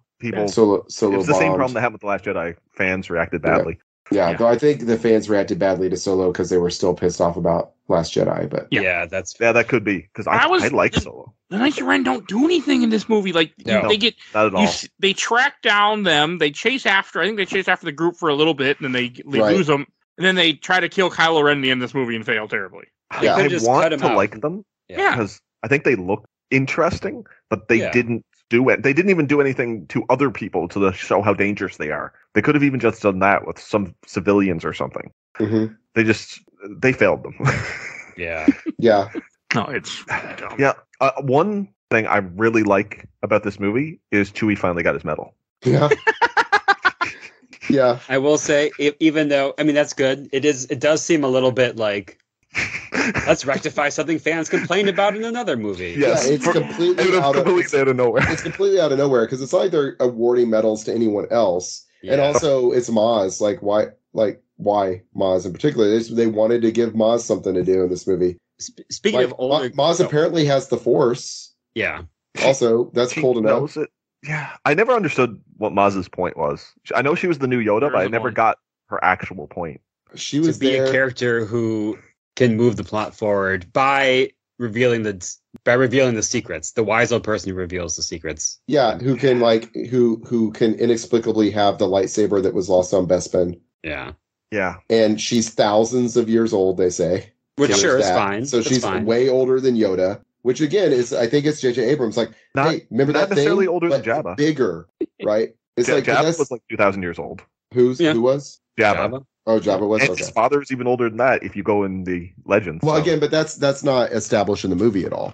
I'm saying like from the movies, like That's it was true. like remember All that Yoda was 900 something years old, so Maz is thousands of years old. It's like everything just has to be more. It's like remember Death Stars. Well, now we've got Star Killer Base. It can blow up multiple Now you have planets Star at Destroyers once. that can blow up. And now we have Now we have thought that- 10,000 of them. Exactly. Oh, we had a dreadnought in the last movie, and it can bombard a planet and destroy bases and destroy ships. Oh, well, now we've got Star Destroyers that are just Death Stars, and we've got 10,000 of them at least. I thought it was so funny when they said, let's use a Star Destroyer to destroy a planet that they know. And then they destroy the planet that we're introduced to 20 minutes ago. Right. No one cares about. It's like, well, we don't have the budget to render a whole other planet. Yeah. So we're going to go with the one we've already rendered. And we're It's just so stupid. we're trying to play it safe, so we can't destroy Yavin 4 or Bespin or Because we may need those in a future movie. Right. Yeah. We need a movie that no one will ever care about. Let's destroy the rock planet that was really dark and rainy, and then all the characters that we met escaped. Yeah, Right. and how they barely were to that planet. They could have at least gone for the desert one or something. Yeah, They could have blown up Jakku or Yeah, like that would Jakku. have no one would have cared about Jakku either, I True guess. enough. But It seemed like a random planet to pick. it would have made sense to blow up the planet that the resistance base is on, and they have to get away. yeah, or Crate or any of the other ones. Something we had any sort of stakes in, even if it was stakes from a different movie. Yeah. And they didn't have the courage to do that even, or kill Babu Frick or kill Zori Bliss. They also came up with the whole idea that a Star Destroyer can have that power. I know it's never been established in the movies, but in every other thing, it's been well established. You cannot have a planet killer on a ship that small. Yeah. And I believe it, because you would assume you need a big energy reactor or something. Yeah, I mean, look what the Death Star needed. Except for you can have a Star Killer right. in something the size of a fighter. The Sun Crusher, yes. The Sun Crusher. Oh, the Sun right? Crusher, The Sun Crusher is like the size of an X-wing, but it can destroy an entire sun. So, Speaking of, but that's Timothy Zahn. So, speaking of, we need to make it bigger and better. That was a problem in previous Star Wars works as well. Yeah. True. I Power really creep is a don't thing. like this giant fleet that Palpatine's been building out of nowhere with clones. But there's one thing dumber than that giant fleet that he's building out of nowhere. An even gianter fleet that Lando finds out of nowhere. Out of nowhere. And when it shows up, it really does, it really looks like somebody just for real opened up an STL file or an OBJ file in Blender and then just went Control A, Control C, Control V, Control V, Control V, Control V a bunch of times. That's what it looks like. It is a mess. It's just a mess. It's too much. I think it's meant to be a mess, though, because it's meant to be civilian craft. But also, it's not, I don't mean it's a mess that there's civilian. I mean that it's too much. It just looks cluttered. It doesn't look good. It looks cluttered, and it plays the music to the da da da da da da. It actually even this time brought a rises. tear to my eye when I saw that. Every time it does. Oh, did it? Okay. it did. Well, that's for good. theater. I'm glad it hits someone the right enjoyed it. I'm glad somebody enjoyed it because it was where I really, in the theater, went, "Oh my god!" seriously. 2019 Mike was crying at the scene. I was so happy. 2023 Mike this is dumb. I mean, I think, Jody, they chose that John Williams cue just to get that reaction. They did. I know they were like, people 100%. were like, this is what we're going to do. It's going to work. It's going to bring a tear to their eye. We're going to go doodle doodle doodle doodle doodle doodle doodle. The thing is if it had been less and if it had looked a little more ragtag, because a ton of those ships were like capital ships. Capital ships, yeah. They were like, it was like Mon Calamari Star Cruisers and like the big, like the big frigates. The big frigates, the big Republic, medical frigates and stuff. It was recognizable Star Wars ships with a smattering of civilian looking ships in the midst of it. If it had been all a bunch of ragtag civilian freighters and stuff and have some, this should be the first time we've seen Maz since Force Awakens, first of all. Yeah. Because her little cameo in Rise of Skywalker where she's a hologram. Last Jedi. Or Last Jedi, where she's a little hologram in the middle of a gunfight was dumb. Stupid. It was dumb and didn't need to be there. And then her role in this movie from top to bottom is completely pointless. Have her show up flying like a freighter or something. Yeah, here I am, you know? Imply she's been working hard to get them ships. She's been that cutting would have made a lot of more There sense. you go. Yeah. Man, this really does feel, the more we talk about it, and like, yes, I know that we're fans and it's different, but it's like, it really does feel like somebody took the first take and they just went, we don't got time. Run with it. Well, yeah. I think, though, based on how many rewrites they did, that's probably what ended up running in the end. They probably did a whole bunch of last edits and we don't have time to actually figure out if any of this makes sense. Yeah, right. So they basically had 2 years after Last Jedi, and they had to release it, by December 2019. So they had a hard deadline. And there's no way they completely rewrote it in a year after they had done the script. Right. Yeah. So it's a mess. And overall, I'll say, with all the bad things I've said about it tonight, because I enjoy it overall because I just think it's a fun movie. Is it a good movie? But it's a fun movie that I enjoy. But it's for all the emotional overtones, not the actual. If I stop and think, there's too many plot holes in this movie. Well, and that's why I think if this was 90 minutes, then I could just kind of kick back. But it's 2.5 hours long. Yeah, it's long as hell. It's so long, and that is a big part of it. Is I do agree. I was able to enjoy, and I say that it's a 142. So yeah, that's almost 2.5. It is. There are things I really like about it. I like really everything with Rey and Kylo Ren, Rey and Ben. I like a lot. I like their story. Yep. I like their arc across the trilogy, honestly, like both of their arcs. And I don't mind her being a Palpatine. I just wish that they had been setting it up the whole time instead of what they did. Or, I mean, really what it comes down to is if they're going to let Rian Johnson make a Star Wars movie, then they need to just go with it and not let him make one and then decide, oh, well, we don't like any of that stuff he did. We're just going to pretend it didn't happen. We're going to retcon it because we don't like it. You shouldn't have let him make it then. Should have, or let him make his own movie that's not in the middle of a trilogy. I don't, and I think what it was that the J.J. Abrams went to go direct something else. Is why he didn't do the Last Jedi. I don't think he wanted to. I don't think he wanted to come back to this either, but he felt kind of forced. I think. And originally, the idea is they were going to have 3 different directors, wasn't it? Oh, yes, it was. It was. Well, that's a bad idea too.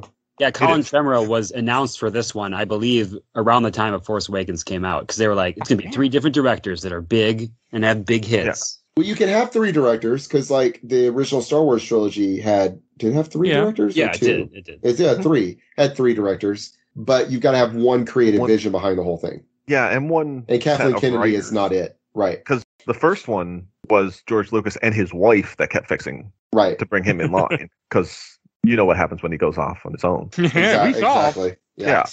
But I do like things about it. I really like, as dumb as the Death Star on the Endor moon is, I really like the fight scene on it. And how the big waves are coming up and they keep jumping out of the way of the waves. And Finn comes to help and she force pushes him away, which is kind of helps build into that whole thing where she's afraid she's becoming evil. Yeah. You know, I like her vision. Other stormtroopers. Oh yeah. But overall, I like it. I like her vision of which is, again, it's mirroring what happened with Luke on Dagobah, but her vision with the dark version of her. I like that also. Though I thought it was funny because at one point it hisses at her. Yeah. That was cool. Like a cat. And I'm like, okay, that's a little. That was in Last Jedi too, wasn't it? No, she just herself there. She just sees. I think. Oh, she's a scene of herself. No. I think. Right? She sees her down in that pit. I thought goes down in the pit. Was wearing a dark cloak and stuff. Am I misremembering that? No, she looks into the wall. And she sees a reflection of some sort of figure, but it's completely nebulous and hard to tell who it is. Oh, okay. And in fact, it would have made sense for it to be her, but it doesn't show that it's her. I guess. And then it does the thing where it does. Well, yeah, I assumed also. And then it does the thing where she sees the lines of herself, and she does the little snap thing, and yeah, I remember that. It does all that, but she doesn't ever see a dark version of herself. No, not explicitly anyway. But I like it here in the fold out, the fold out lightsaber is pretty cool. And she used it to trap Rey's saber at one point. She folds it back up to trap it between the blades and stuff. It's a neat idea. I like that stuff. That's almost it. I do like the idea of landing a boarding party on the outside of a Star Destroyer. That was kind of cool. That was kind of cool. It was a little silly, but it was kind of cool with the horses. Yeah, I didn't mind it. But I actually liked the whole idea with the horses because then they were going to jam the speeders.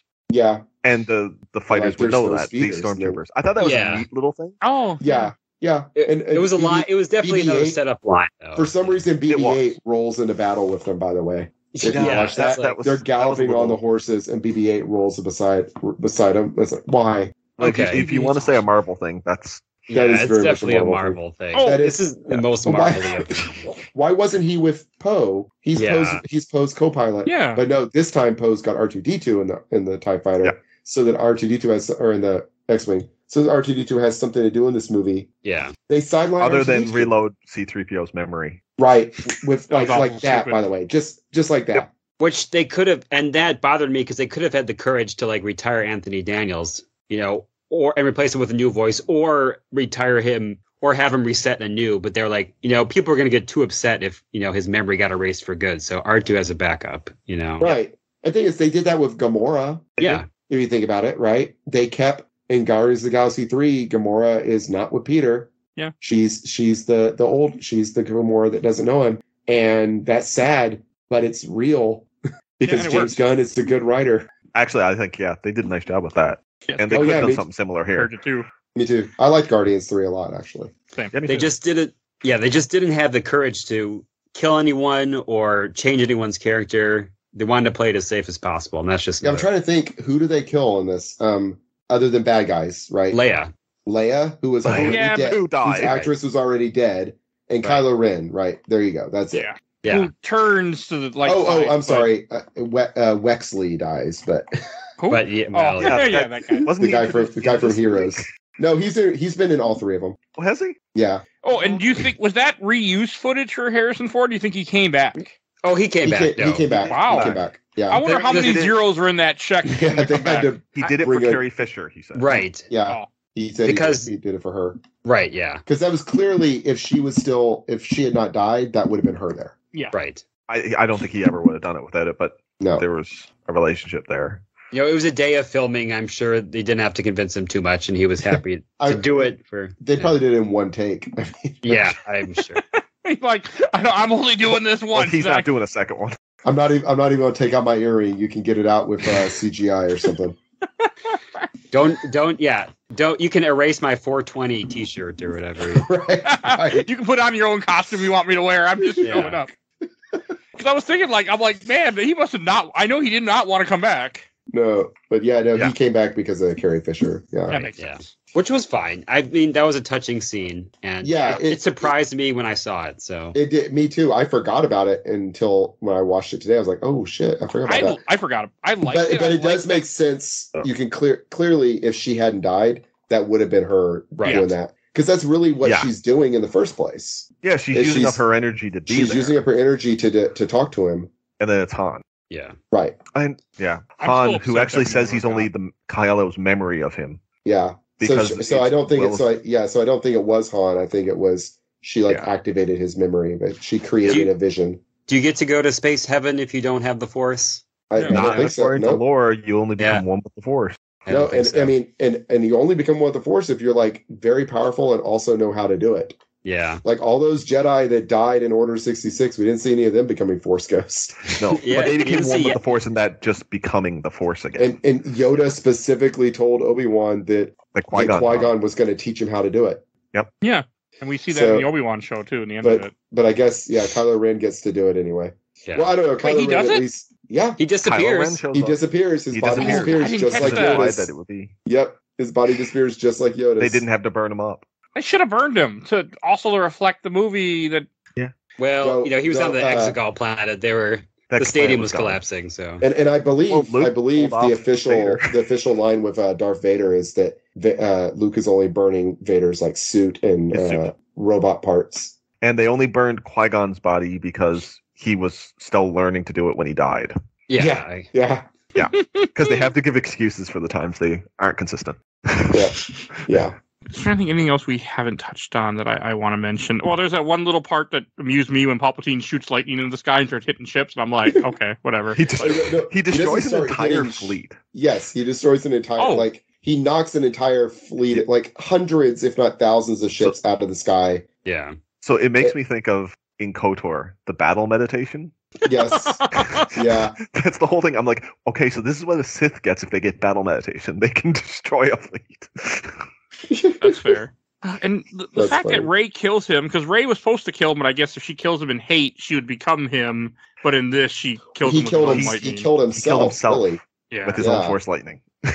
And I was thinking the same thing that what Kerry said earlier. Like, why are there just millions of people just in the stadium with him, just chanting Palpatine? Like, where the fuck? I remember when this first came out, there was like talk online of people like arguing whether they were real or whether they were supposed to be like a vision or whatever. The vision of the old Sith and stuff. But I'm pretty sure they are real. It's like a planet of Sith, which the thing is, in the say that universe, people scream as they die. By the way, Rey murders.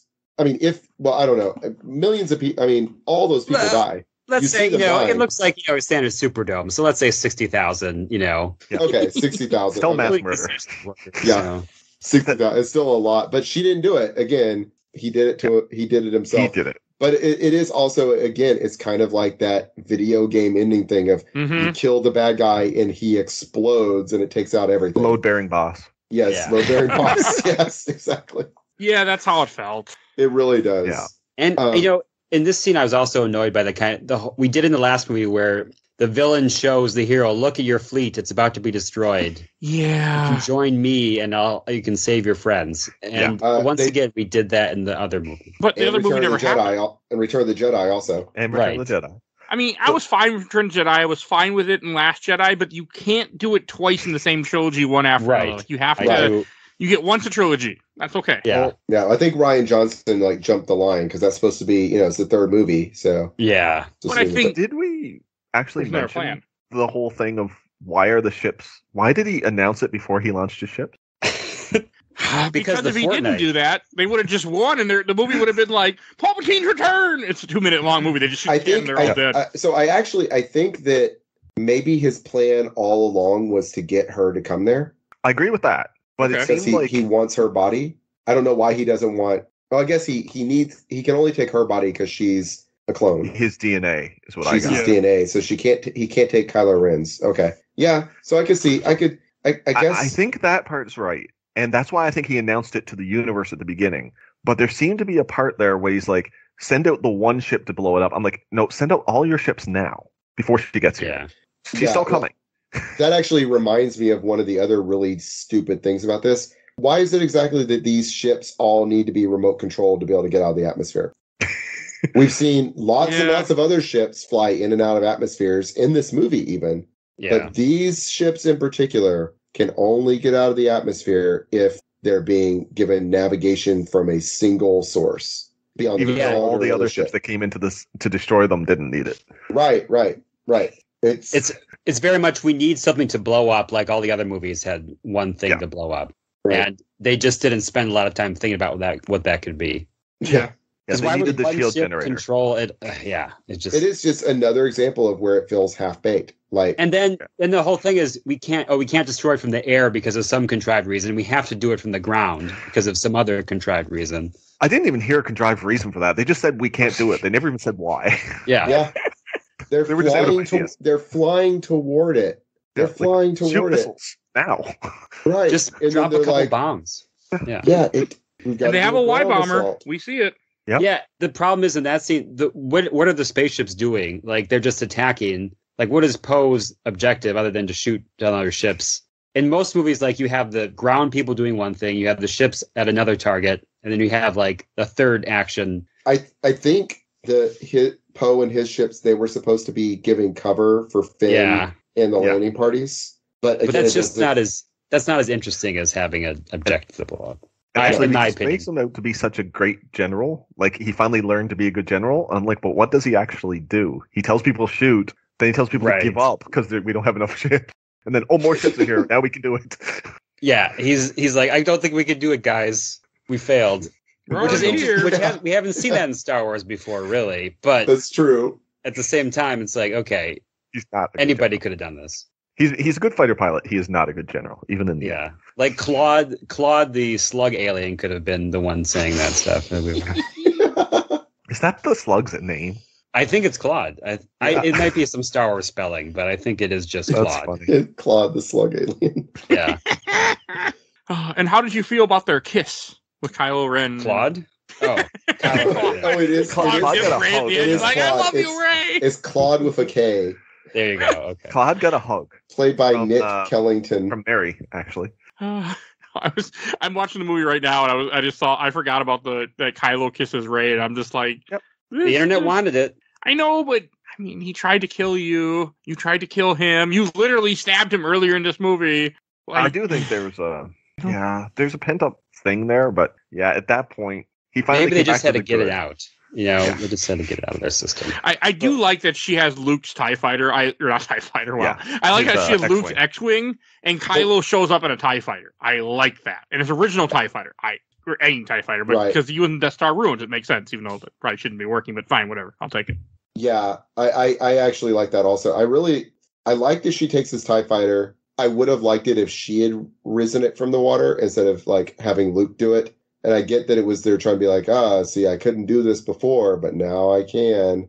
Right. I gotta admit, that ship X-Wings are amazingly durable. That thing's been Right, in multiple water, and this time left for years. But it just flies It's through the same space. one too, right? It's the same one. It's the same Presumably, one that yeah. sank in Dagobah. Presumably. It's Right. Red 5 or whatever. Yeah. Red 5, they called it, yeah. That's Same call funny. sign. I mean, look, Um, we're it's Star Wars technology, I guess. You know, it can. Yeah, I know. I'm fine. I'm fine with I'm it. fine with it. I just find it thought funny. I thought it was neat when it showed up in The Last Jedi, and I really, when I saw The Last Jedi and Luke shows up on Crate, I thought that he had taken the X-wing, and then it turned Right. out he didn't. So no, I was fine if it. I thought it was Oh. neat her flying it there. I forgot it was in Last Jedi. Yeah, you see it Yeah, in one she- spot. She sees it. Oh, I also forgot she even went to the island in this movie, that she goes to Luke's island again. I forgot all about that too. Yeah, she went I back did. Luke there. is there just- when she goes to throw away the lightsaber. He's like, yeah, don't do that. And it's like, you just did but that the last she movie. went there just Run to away. Just to give up and run away. Just to run away. Okay, so she's going to go there to be a hermit like Luke. Because just like Luke, she thinks that she's too dangerous to be out in the world. Yeah. Luke was dangerous because he like trained Kylo Ren, and she's dangerous because she could become like the Dark Empress and all that. Yeah.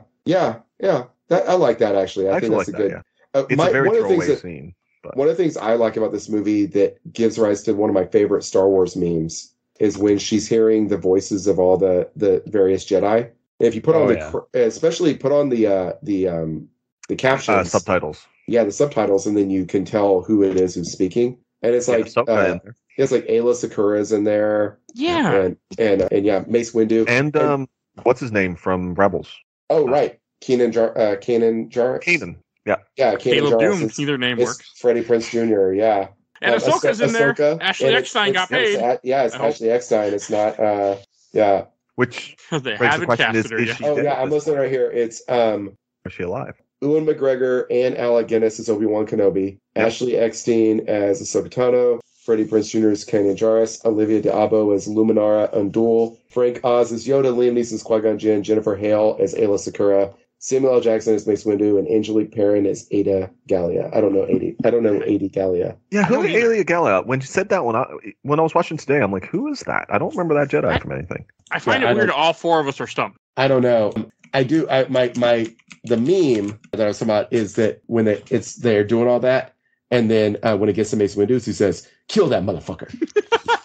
Yeah, I've seen that. That would have been I love that. Ada Gallia is she is a Thalothian. She was a Killed member by of the Savage Opress in Clone Yeah, Wars. she's a member of the Oh. Jedi Council. Okay. Killed by Savage Opress. She's black, and she has these like head tendrils that look like long She probably isn't dog ears. in many scenes. I just rewatched all of Clone Wars not too long over the course of the last like 4 months. She's not in there very much. Oh no, she is. She's in there more than you think. Now that I'm looking at her. You should send me a link so I can look too. 'Cause Yeah. I'm too lazy to Yeah. type in what you guys are saying. Yeah, Triggered. she's on the High Council. You see her a bunch of scenes in the High Oh, Council. okay. I just didn't know her name or pay enough attention. That's a nasty link, but that's a Google search. And Google search for No, it. I'm on Wikipedia. She's also in Clone Wars a bunch. She is. That's where I know her from. Yeah, she's in Clone Wars a lot. Yeah, and then she was killed by Savage Opress. Crazy. Yeah. Anyway, yeah. Oh, I know her now. She died Okay. on Florum. Yeah, I'm actually surprised they had her come back because she's not a very big character. Like, she shows up a lot, but she's not a big character. Yeah, it's a really random one. Like, of all the ones they could have had, she's kind of random. Yeah, why would you have her? Yeah, because there's lots of Jedis that were on that council that would be more noticed. It could be a diversity recognizable decision. It could be. It sounds bad, but I think they might have been like, well, we probably want another woman in here. Yeah, that makes sense. Yeah, well, they got Ayla Secura and Ahsoka. But yeah, they need another one. But yeah, that's kind of funny. And so that tells us also that Ahsoka is dead. And dead at this point by this trilogy, which makes me sad because really, I mean, I don't think that was their plan. I think they were just like, well, I mean, at this point, she already would have came back, and so. I remember hearing at the time they're like, oh, that proves that you don't have to be dead to be joined with other Jedi. Well, but then that doesn't make sense. No, I mean, to be fair, she would be old as hell, and because she's at least 16 years older than Luke and Leia. Yeah. So but we don't know her. It's theoretically that she would have died. Right. But it's. So I just think it's it makes sense that she'd be dead by now, even by natural causes. That she might be dead by now. Yeah, I have a random question though for this. So I'm rewatching part of this movie as we're talking. When she gets when Rey in the end of this movie, she just pulls that lightsaber. Essentially, just all of a sudden it's just there, right, for no reason. Yep.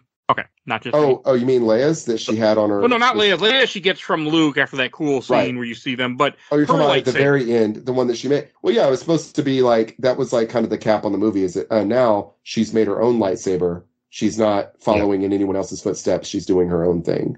Yeah, like she's no longer using someone else's lightsaber. She's got her own now that she's made, and it's her style. It's her style. I like that. I like that. I also thought it was cool would have been in the movie more. I like the switch on it. It's like a ring switch. Yeah, you just roll it.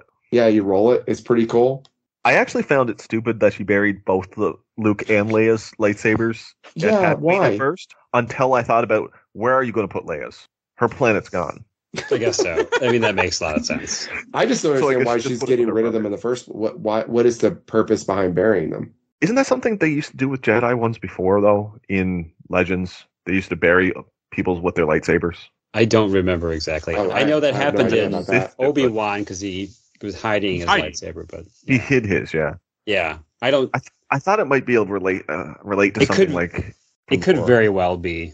And then when I watched this ending, I just thought of Kerry when that random woman comes up after and, who are you? It should have been it's a Storm's coming, Annie lady from the Yeah.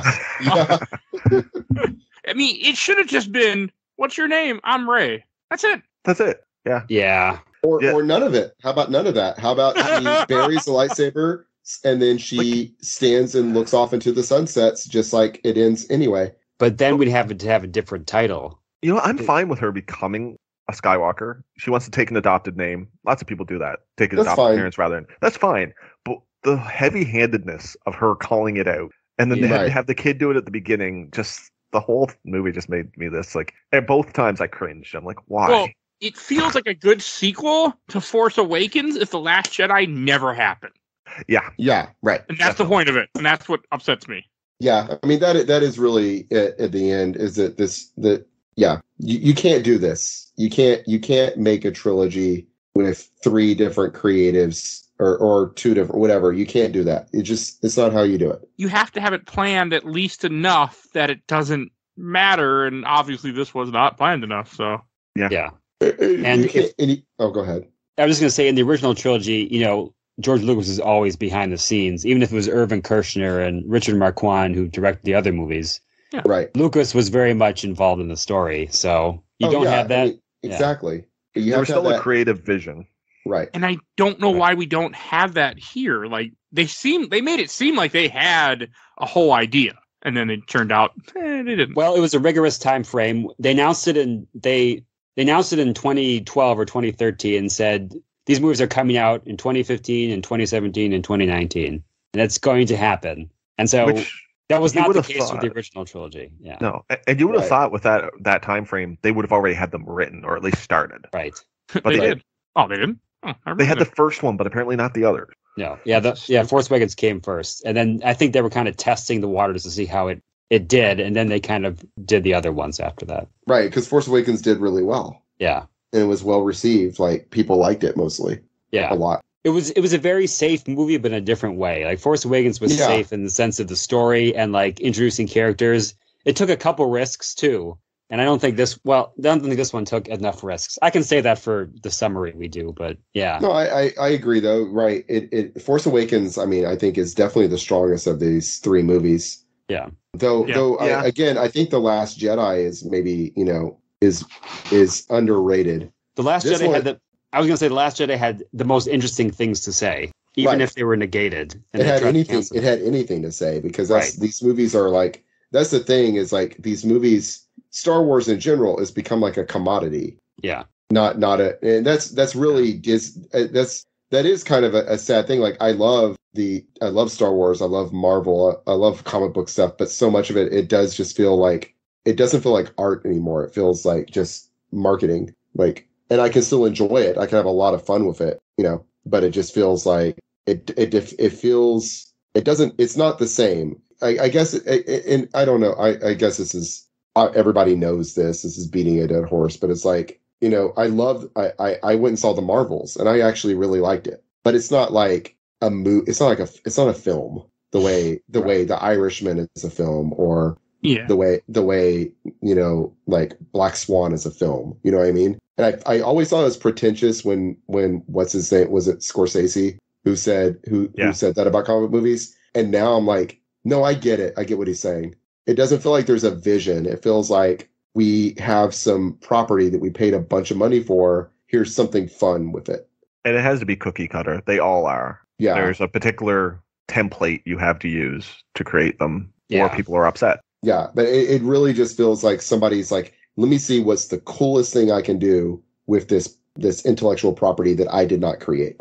Yeah. And that's not the same as like what George Lucas did in 1977. He created something. Yeah, he created special effects, basically. If you think of it in the way we know them today, he created practical effects to create these movies. They don't do anything like that with these new movies. There's nothing new here. Yeah. It's exactly. Yeah, there's nothing. nothing new. That's exactly it. There's nothing new about this. And Last Jedi, though, does try to do something new with it. And the reaction that's what I appreciate about it. Yeah, and the reaction was negative. And the reaction was negative, exactly. Go ahead, Jody. Go ahead. Oh, that's the point. And I get it, because my reaction was negative. I didn't like it at first. But since I've taken the time to go back, I've realized my mistake. Do I prefer this one? In some ways, I do. I think this is a better action movie. But Last Jedi is not a bad movie. Not like I thought it was when I first saw it. Yeah, it subverted expectations the way I wasn't expecting. And I didn't mind the subversion. I liked the subversion of expectations. Last Jedi. I had problems with the kind of plot holes, and especially the Holdo maneuver. I got fixated on how much I hated that, and it's like I just have to like pretend that isn't in the movie. And if I could do that, then it's a great. And yeah, and I will say, like, him going, it's $1 million. It's like, why don't we should just do the Holdo maneuver on him. No, that was $1 million to one shot. Come on. It's like, what? What are you talking about? Just aim an X-wing at it. How hard could it be? Right. Just strap all your ships together and blow up the whole planet. Done. As much as that line is cringy, he had to say it. Yeah. Well, if he didn't do that, that's the problem with The Last Jedi, with the Holdo maneuver in the first place, is it completely blows apart any stakes in these movies. Oh, you've got a Star Destroyer that can blow things up? I've got a hyperdrive that can blow things up. Like, it's just, so it's, yeah, he had to say it, but it was still cringy. Yeah. Yeah, it was stupid. But I agree. This movie does have some really fun stuff in it. It has some fun scenes. I like the even if it's silly, they fly now. Like, that's actually pretty fun. It's fun. It's fun. It's fine. When he shoots the last one and it goes like off like a cart. It's like when like Wile E. Coyote gets inflated, and then lets out all the air. It's like, flies around like a cartoon balloon, having all the air let out of it. It was a little much, but still, I enjoyed. There's lots of fun scenes in this. Rey running from Kylo Ren's lightsaber and then backflipping over it and cutting off one of the stabilizers was pretty cool. I love that shot. Yeah, that's like a cool shot. That was in the trailer, I remember. And the moment with C-3PO where he says, goodbye to them all. Like, when he tells R2-D2 that he's like his best friend. It's like, oh, that's nice. Yeah. this would be really poignant if he actually dies in some way. But it doesn't. He doesn't. I did laugh though when he said, "Oh, I just thought of another way," just as Babu Freak. Oh yeah, I did. I love that. I love that. I actually really like Babu Frick, and I was like, I actually got a little bit of a kick in the Mandalorian season 3 when they brought that race back. That race back, that was cool. They built Grogu's mech. I do like that too in Mandalorian. Yeah, no, I like Babu Frick. I thought he was funny. I liked when he goes like, "Oh," or he's like, and one was like, "I don't know." He speaks like English twice. He does. He speaks English a couple of times, and it's just for comedic effect. Just best. Yeah. He's a good little introduction character. I mean, and Dio is fine. I mean, Dio's only there to sell you toys. I actually have a toy of Dio, a plush, not that far. Oh yeah, I love Dio. when they go to touch him, and he like backs up and goes, "No, thank you." Yeah. Yeah. And he was with like the buffalo, the bantha like creature or whatever. He says, "No, thank you, no, thank you." And yeah, right. It's cute. Then, it's cute. When there's something that happened when somebody died and they're all sad, and he goes, "Sad." That was good because it was inventive. It was different, and it was one of the few things in the movie where it's like, we're gonna have a droid that's a little bit different, and that's good because he's a little cutesy droid, and the little cutesy droids never talk. So we're gonna have this one talk. Yeah, the little cutesy droids always beep boop boppy at things. So he's just gonna talk. I hope they make a short film like Pixar, like with Dio, a 10-minute film about Dio's adventures in like, I don't know, in like a cantina or something. I would watch it. I also want to point out he was apparently like the personal droid of like a Sith, like Lord, or whatever that guy was. Sith assassin. They should not be trusting him. Yeah, right. Exactly. Yeah. I bet he could read the dagger. They never asked Dio. Yeah, exactly. They didn't ask. That's because the plot hole is. I bet they could have just asked him where to go in the first one. They probably didn't need the dagger. Yeah. All right. Anything else you want to say before we go to shelf, stacker, box? I say let's go to it. Okay. And Peter, why don't you go first? So you could put it in the box. Revisit it. It's maybe my least favorite Star Wars movie, or it continually battles with one of the prequels for the lower spot. But I wish it tried something new. I wish it didn't negate the previous movie so much, and I wish it wasn't too risk adverse, because I'm at the age where I want my Star Wars movies to say something interesting or try something interesting, and I don't think this one did. It has things that I like about it, but I'm not going to revisit it. I'm going to revisit it fewer times than I will the prequels, I think, at this point. Okay. And Jody? I'll shelf it. I watch all of them every year, all 9. Wow. And I still love this movie. It has a bunch of plot holes. If I think about it too much, it's got problems. But if I just watch it for a fun time, I do enjoy this movie. Okay. I'll go next. I'm going to put this in the stack. I didn't love it this time. I didn't have tears of joy, but I enjoyed the movie. So I enjoyed watching it. Glad I finally saw it again. I had no memory of it, but it's going in the stack. But I had my fun. I laughed. So, and what about you, Kerry? Yeah, it's in the box. It's definitely my least favorite Star Wars movie. I was thinking about it. I don't know that it's actually that much worse than the prequels, if it's even worse than the prequels. But I have a little bit of nostalgia for the prequels because I was like 17, 20, 22 when the prequels came out. And I loved all 3 of the prequels when I watched them in the theater. And I can still remember loving them. But there was never any time that I liked this one. So I don't have any kind of nostalgia for it. So ultimately, watching it this time, I enjoyed it about 5 times as much as I enjoyed it the first time. But I don't see myself watching it again for years. So yeah, put it in the box. Okay, that's fair. But I was prepared to say before I rewatched it, I was like, oh, my answer is going to be put it in the box and then set the box on fire. And now I'm like, no, just put it in the box. Put it in the box. No, just put it in the box. You don't have to set it on fire. There's way worse movies than this for sure. Yeah. I just watched one a couple days ago, so which you'll hear about after you hear this. It was called The Godfather. No. It involved Batman, so I'll just say that. But okay. No, it was terrible. Right, and I'm so curious now. Yeah, me too. I'll tell you after recording. It's the end of an era. It feels weird for us. Like we did it, guys. We started this process. We did all the fucking Star Wars movies, everything. Yeah, it feels good.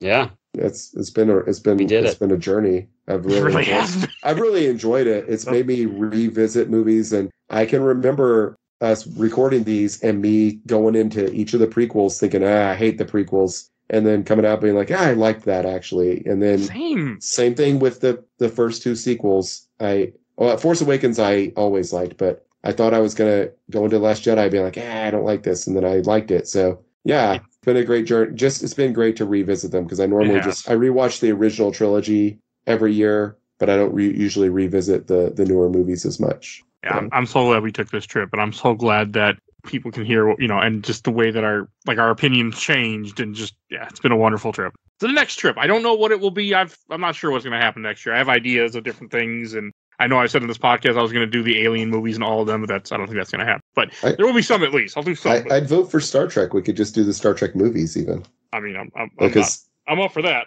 I'll say Star Wars is my number one pop culture thing, but Star Trek is like a close second or third. So I love Star Trek too. So, but if we got to watch Star Trek: The Motion Picture first, so.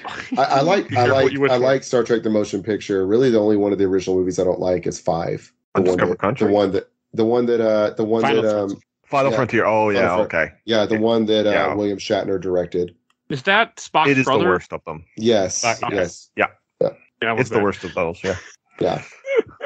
Undiscovered Country is pretty damn good from what I remember. Yeah, that's why I was surprised, but I always think that's 5, but that's 6. And unpopular opinion, my favorite of the original 6, 4. Okay. I think that's 4. I don't think that's too unpopular. Well, everyone loves 4, but everyone is just like super loves Khan. And I'm like, yeah, Khan's cool, but sounds good, but San Francisco, Spock, in San Save the Francisco whales. And stuff. Nuclear vessels. Yes, exactly. Vessels. Okay, maybe we might do that next year. You might hear some Star Trek from us. I don't know yet. If these guys want to do it, it's happening. So I also need Star Trek on this podcast. But now I'm so happy to say that all the Star Wars is done. I mean, I'm going to do more Star Wars. I want to do Vision Season 2. I want to do Tales of the Jedi. I have other ideas, but we got Mando Season 4. There's a Mando movie. Probably an Ahsoka Season 2 eventually. God, it has to be the way they ended that. So, yes. Yeah. I will be pissed if we don't get a Season 2 of Ahsoka. I can just tell you that right now. I will not be happy. So, but that's enough of this. Peter, where can people find you at? I'm on Twitter at PeterBP. If you want to find my books, the first book is called The Fifth Civilization, and it's available on Kindle or physical format on Amazon.com. Check me out there. I want to once again say I love your books. I'm currently reading the third one very slowly because I'm not being good about reading every night, but it's very, very good. I'm really enjoying it. I don't know where it's going to go still. So unlike The Rise of Skywalker. Right. It has some surprises in it. So thank you. Yeah. And Jody, where can people find you at? You can find me on Twitter as Bakawheel. That's all really I'm on now, other than Discord. If you catch me on the Games My Mom Found Discord, I'm around there too. Find our Discord. All right. And Kerry, where can people find you at? Hey, I'm on Twitch and YouTube and other social medias is Karooseta, Krooscta. You can see me. I actually today streamed for the first time in a year repairing something in my workshop, which was the original purpose of that. I successfully replaced a L button, a trigger button on a DS Lite. So I'm finally back in the workshop. But I also just play video games. My son and I have been playing a lot of Apex Legends on there, that kind of stuff. So check me out. All right. And what is your son's YouTube? Oh, yeah. It's NatureP_dragon. So NatureP, NATROPY. He does dragon puppet videos. He's more popular than I am. So check him out. If you like dragons and just kind of TikTok-y, meme TikTok-y kind of videos. Hey, people do. But from a kid, a fresh-faced kid. And you will see links to the show notes to all the things that were just mentioned. So definitely go check it out and subscribe to all these things just because. Help us out. Even if you don't listen to it, just subscribe. All right. And if you enjoyed this episode, there are over 550 episodes of this podcast, and you can listen to all our Star Wars content. Just go right on Podbean and type in Star Wars and check out all our hard work that we have done over the last 3 years of Star Wars. So check out all that. There's a lot of content. If you want to support the show, we have a Patreon, little dollar. You vote in our Patreon poll. You'll see a link in the show notes for that. Also, as I mentioned earlier, join our Discord. You'll see a link in the show notes to that too. I want to give a shout out to my awesome intro and outro courtesy of Helena at Hell Hatsfree. You can follow her on TikTok. You'll see a link in the show notes to her link tree. She does Twitch now too, so definitely go support her. Also, give a shout out to Bill Tucker, who did the MCU movies with me and been on the show quite often. A Gamer Looks at 40. Definitely go check him out. His show's on hiatus at the moment if you're hearing this around the time of release. But go check out his show. We got plenty of episodes. And I want to give a shout out to Nomads of Fantasy, another podcast I work with, so check them out. And please follow us on Facebook, Instagram, Twitter, TikTok. I make dumb animal videos. Blue Sky, Threads, Instagram, YouTube, audio only. And we are on all those things. And I think that's everything I need to say. So we will see you guys all next time. Bye, everybody. Bye. Bye. The Force will be with you always.